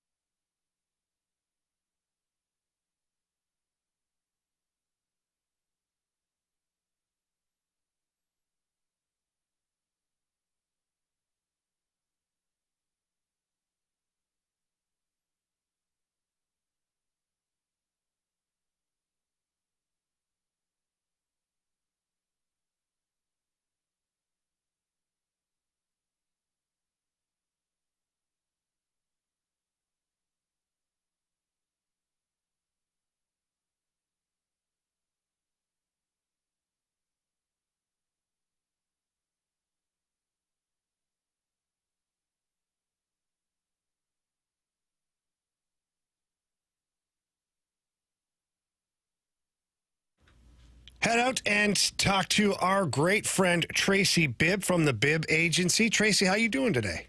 Awesome. How are you doing? I'm doing good. I get a lot of questions about the Bibb Agency, and in particularly you, Tracy Bibb, the individual. And most of them want to know just about, their own insurance portfolio and if it should be revisited at any point. It absolutely should be. In fact, this morning, I got an email from my claims department saying that because of an accident that happened recently for one of our clients, we're paying out $250,000.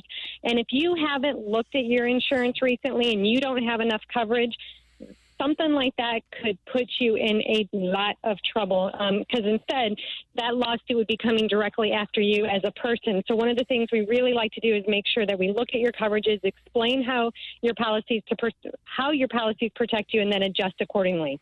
Yeah, and you get that great customer service. I know for a fact that it's great customer service because I've been with the Bibb Agency for about 4 years now, and you can be too. And all you need to do to get a free non-committal quote or ask any question of the Bibb Agency is give them a call at 314-328-4260.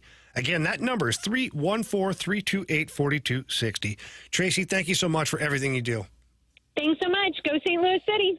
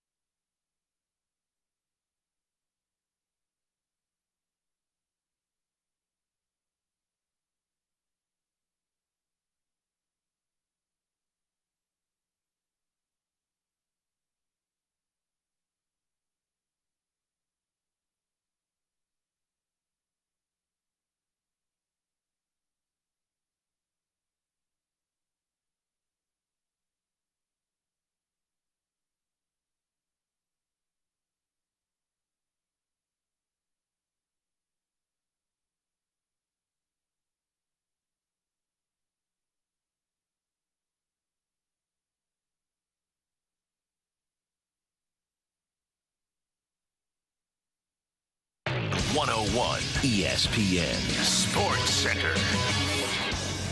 I'm Andrew Marsh. It's time for a Sports Center update brought to you by Saliga Heating and Cooling. The Cards looking to bounce back tonight against the Arizona Diamondbacks after dropping 3 of 4 to the Cubs. They lost yesterday by a final score of 7-2. But no worries, Adam Wainwright is back on the mound tonight going up against the D-backs.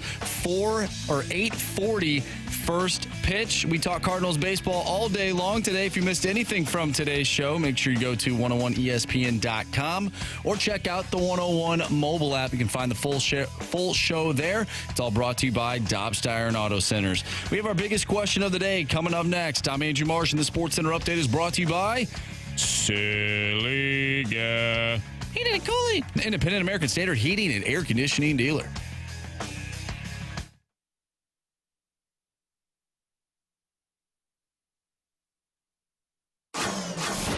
It's time for the Fast Lane's biggest question of the day.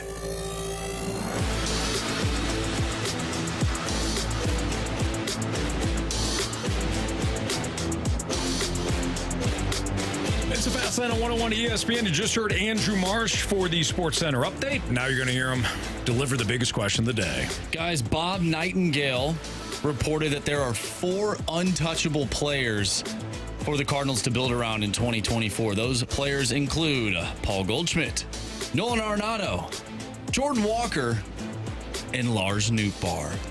What do you think about the Newt? What do you think about these 4 untouchables, and who would your 4 untouchable players be? So you said Arenado, Goldie, Walker, and the Newt? And the Newt. I'm not putting the Newt in an untouchable. Yeah, DeYoung would be probably up there at the top. All right, so let's break this down, Anthony. Arenado, yes. Okay. Who was the other guys? Goldie. Goldie. I'll put a little asterisk. We got Newt. And Walker. Okay. I think it's a little early to be building around Walker. I think that right now Walker's still trying to find his spot within the group. Quite honestly. I don't know if I'm building around him right now. I think he's a piece that we're using to build. But I don't look at him as a foundation piece. Do you? Yeah. Okay, fine. Goldie. I think to your overall point, he's not there. No, he's not there. But I am looking at it, like if I'm building. Yeah, 2 years from now. No.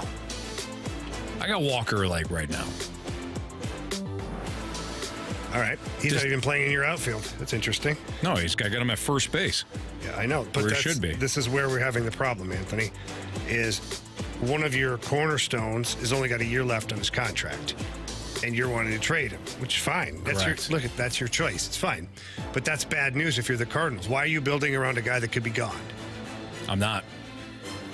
Okay. If it were seriously me, I'm trading Goldschmidt right now while his value is high, and he's only got a year and a half left on his deal. I'm not necessarily building around Goldie, but I understand the thought process of I do too, Bob but this Nightingale. is where it's flawed. If this is really what the Cardinals are doing, this is flawed. Agreed. Because really the only guy you should be building around is Nolan Arenado. You have other guys that are pieces to it, but you can't, I'm sorry, I can't sit here and of sound mind say that Lars Nootbaar is like an untouchable. I'm building around Lars. Like, it doesn't make any sense. I agree. I can't say that I'm building around Walker because Walker's still trying to figure out where he ends up. He's batting 6, 7, 8 in my lineup right now. The moment I start moving him up into the top 5 or the top 4 of the batting order, now I'm building around him a little bit. So I just don't see this list of 4 here. I don't get it. Is there somebody else that you'd put into this? Okay. Like if you're going to take Newt out, who would you put in?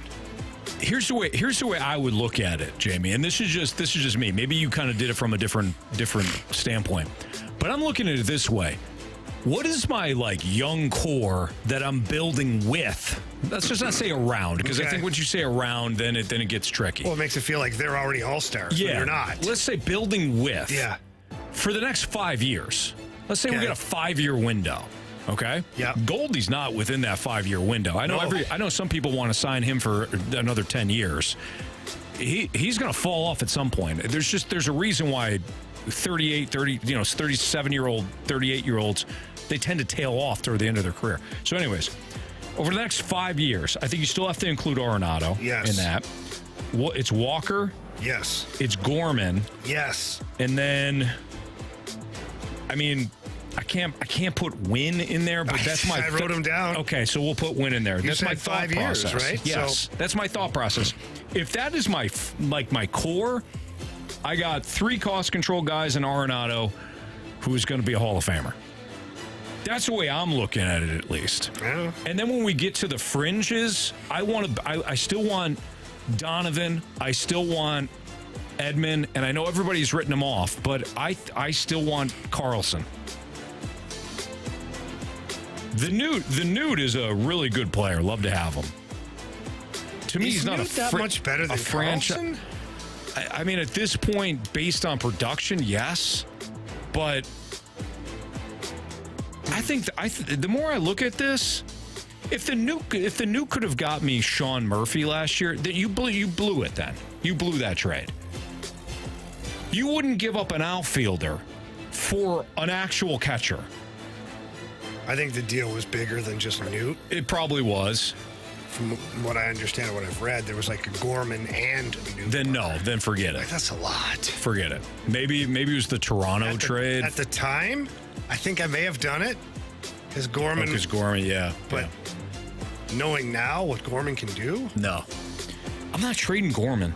I'm not trading Walker. I'm not trading Gorman. I'm not trading Wynn. Those are my building blocks. The other guys that we've discussed make a lot of sense. Montgomery, obviously. Flaherty, Hicks, O'Neill, DeYoung. Varying degrees of what you're going to get for these guys. But those guys make sense. If you really want to get crazy, you really want to project, you really want to get aggressive, you really want to put your huevos rancheros on the line, then go to Paul Goldschmidt and say, hey, in the final 2 years of your career, or not 2 years, he's got more than that. In the final couple of years of your career, do you want to play for a contender? Do you want to win a World Series? We're trying to build that here, but we're having difficulty because we can't pitch. Do you want to go to Houston and win a championship? Do you want to go to, I don't know, Texas, win a championship? Because we're kind of at an impasse right now. But I think a lot of people view that as giving up. I view it as I've got one huge asset that I don't know is going to be an asset a year from now. And I need pitching badly. So I'm trading him. If he'll waive his no-trade clause. If he tells me to get bent, I'm going to be here for the next year and a half. There's nothing I can do. Hands are tied. Okay, I get it. I think this team wholeheartedly believes that they will win the division next year. I think you're right, with Marshall. Paul Goldschmidt a part of that. I think they've almost made that clear at this point. Yes. Yeah, they've got no pitching, but they're going to win the division next year. But I agree with you with what you're saying. I want to be shocked if they still think they can win the division this year. I want to be shocked. Could you imagine if the only trade they make was like Montgomery? They hold on to everybody else. I think that if we trade some of our pieces, we really like what we had heading into the year. Really like our options. Yeah. We have so many different versatile players. We have infielders that can play the outfield. We have pitchers that can. We really like catch. our flexibility. Internally, our catchers can play left field, but future of our pitching position is there. I love it. We think if we have 3 catchers on the roster, we can put them in the infield and they can block balls so they don't go out into the outfield with the soft contact. They can put their body in front of the ball. It's amazing. All right, it's Fast Lane on 101 ESPN. When's the lineup coming out? Never. Always ticking me off. If we do the lineup game, great. We'll play beat the streak. If not, and I really think that Ollie's just if we flat don't out get the telling lineup us. game in the next couple of minutes, I say we just create our own lineup. Deal. Plus, what you missed next on 101 ESPN. We'll see what's trending.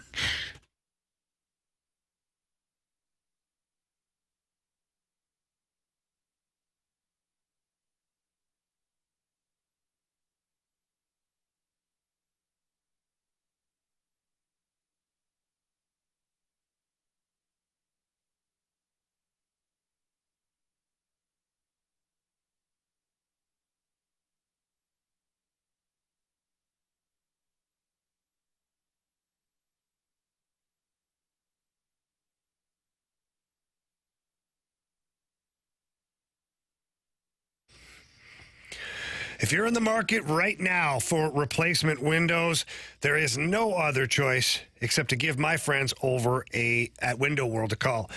They are the preferred window of your St. Louis Blues. They're also one of the 2 windows with the Good Housekeeping seal of approval. They're also ranked number 1 in number of windows sold in the country by Qualified Remodeler magazine. What makes their windows so good? Well, they've got a double strength glass that gives it a strength that you just don't usually find in replacement windows. So much so that I went into the back of the warehouse and the owner told me to stand on one of the windows and bounce up and down. The window didn't break. I was pretty impressed by it all. And I thought, wow, that's great for the window. He's like, no, it means more as far as efficiency is concerned. That way in the hot summers, you're not paying for the heat to leak into your home. In the winters, the cold leaking in. No, you got a great product that keeps the money in your wallet. And they also offer a full lifetime warranty that covers all parts, glass breakage, and labor. And don't forget that Window World is now offering 18 months, same as cash financing with approved credit. So please give them a call. Tell them Jamie Rivers sent you in. That number's 314-993-1800. 314-993-1800, or look them up at windowworld.com.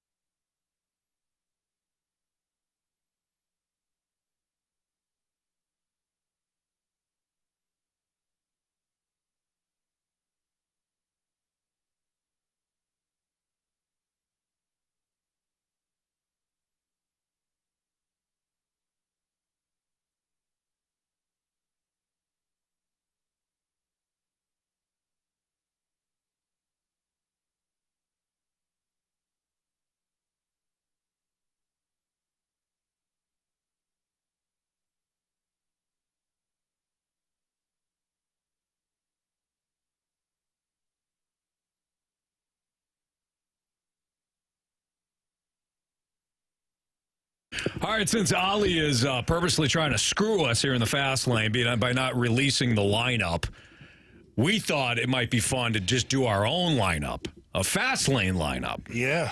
All right, boys, let's do this. Go ahead. Thank you, Marcia. You and I are on the same page there. All right, so with no lineup out, Are we guessing what the lineup is? I think we should guess what the lineup is. We're not really guessing, Anthony. We were educated in this field of baseball. I mean, I'm the baseball guy, and you're not far off. I'm the soccer guy. You are. All right, so Ryan Nelson is pitching tonight for Arizona, the right-hander, Jamie. So, who do you think's leading off? I don't know. Who has it been? Lars Nootbaar? Yeah, the Newt. Let's go with the Newt. I mean, he's untouchable. Might as well bat him leadoff. That's right. He's part of this foundational four. Yeah. Show us the Newt. 1, 2, 3, 4. I'm grinding. Yeah. I really just wanted to hear that. This is the best. We're not going to be wrong. No, we're not. Unless Marky So let's just write these X's down. us. By the way, since this isn't the actual lineup game, all the sounders are being played today. Yeah, baby. All right. Because we might not have any sounders after yesterday's game. Right. All of that is quite possible. That's tough. That reality just hit me in the face. Yeah, that like reality. a Paul Goldschmidt home run. Show us Paul Goldschmidt. Look at you. Gold! Rich with gold! Gold! Look at that. Goldie. Yukon Cornelius himself. Okay. All right. Anthony, who have you got in the 3-hole here? It's a right-handed pitcher. This should be easy for you. Well, for me, it's Gorman. Wow, he's got a little back tightness the other day there. You know, he had to sit him Yeah, out. he's been off 14 days in a row. Taylor Show us Motter. Nolan Gorman. Oh, my. There's a storm coming, Ari. That's right. All right, I'm getting this guy off his feet. He's been... He probably is. No! That's usually what happens. Waino's on the bump. We're putting in all our big boppers. We're going to need some run support. Arenado can have the day off tomorrow. We're going to need some run support. Yeah. I mean, just insurance runs. Okay. I don't know if I like the way you did that. This is your guy. Go ahead. Show us Nolan Arenado. Nolan is a security guard at the lumber yard. All right. All right, in the 5-hole. It's Big Willie. Oh, yeah. You know it. Yeah. Big Willie in the 5-hole. Contreras. Good call. Thank you. This one goes out to all the big willies. Wilson, are you naked? No, Tim, I'm wearing a hat.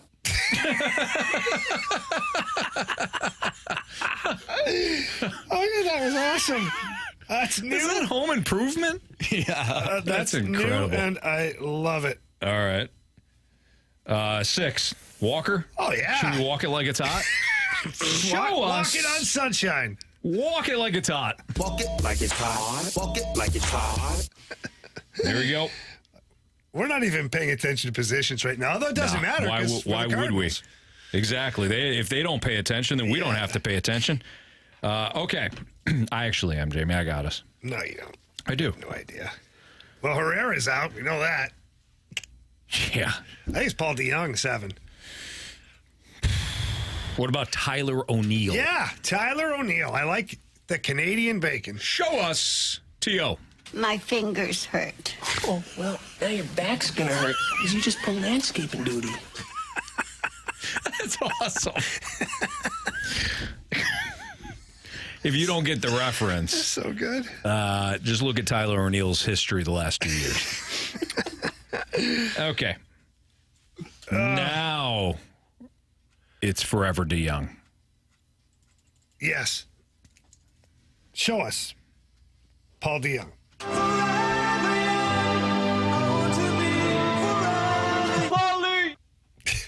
Is this no, Donovan doesn't play in the outfield anymore. No, yeah, you can't. I mean, you DH.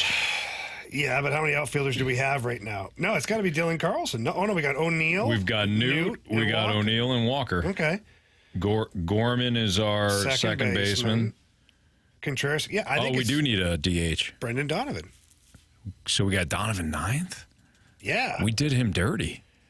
Yeah, we did. What? I don't like that. You want to switch Nootbaar and Donovan? No, Newt's part of the core. Could have Walker be the DH since we were talking about it all day long. No, we can't. Yeah, you can. You can put put Carlson, Carlson here. Let's do that. Okay. All right. Show us Dylan Carlson. Dylan Carlson. Carl Carlson. Carl Carlson. Carl Carlson. don't know what's that from The Simpsons. Is it? I don't know how good we did now, Anthony, looking at this debacle. Well, I like what we did. We have the Newt in right. We've got Goldie at first. We got Gorman at second. We got Arenado at third. We got Contreras at center. Walker's our DH. Contreras a catcher. Excuse me. Yeah, let's not play him in center field. I'm sorry. We've been talking about sending the infielders into the outfield so much it just got embedded in my brain. Walker DH. O'Neill is in left. DeYoung is at short, and Carlson's in center. That's a winning lineup for Waino. Hey, so this is not the actual lineup game.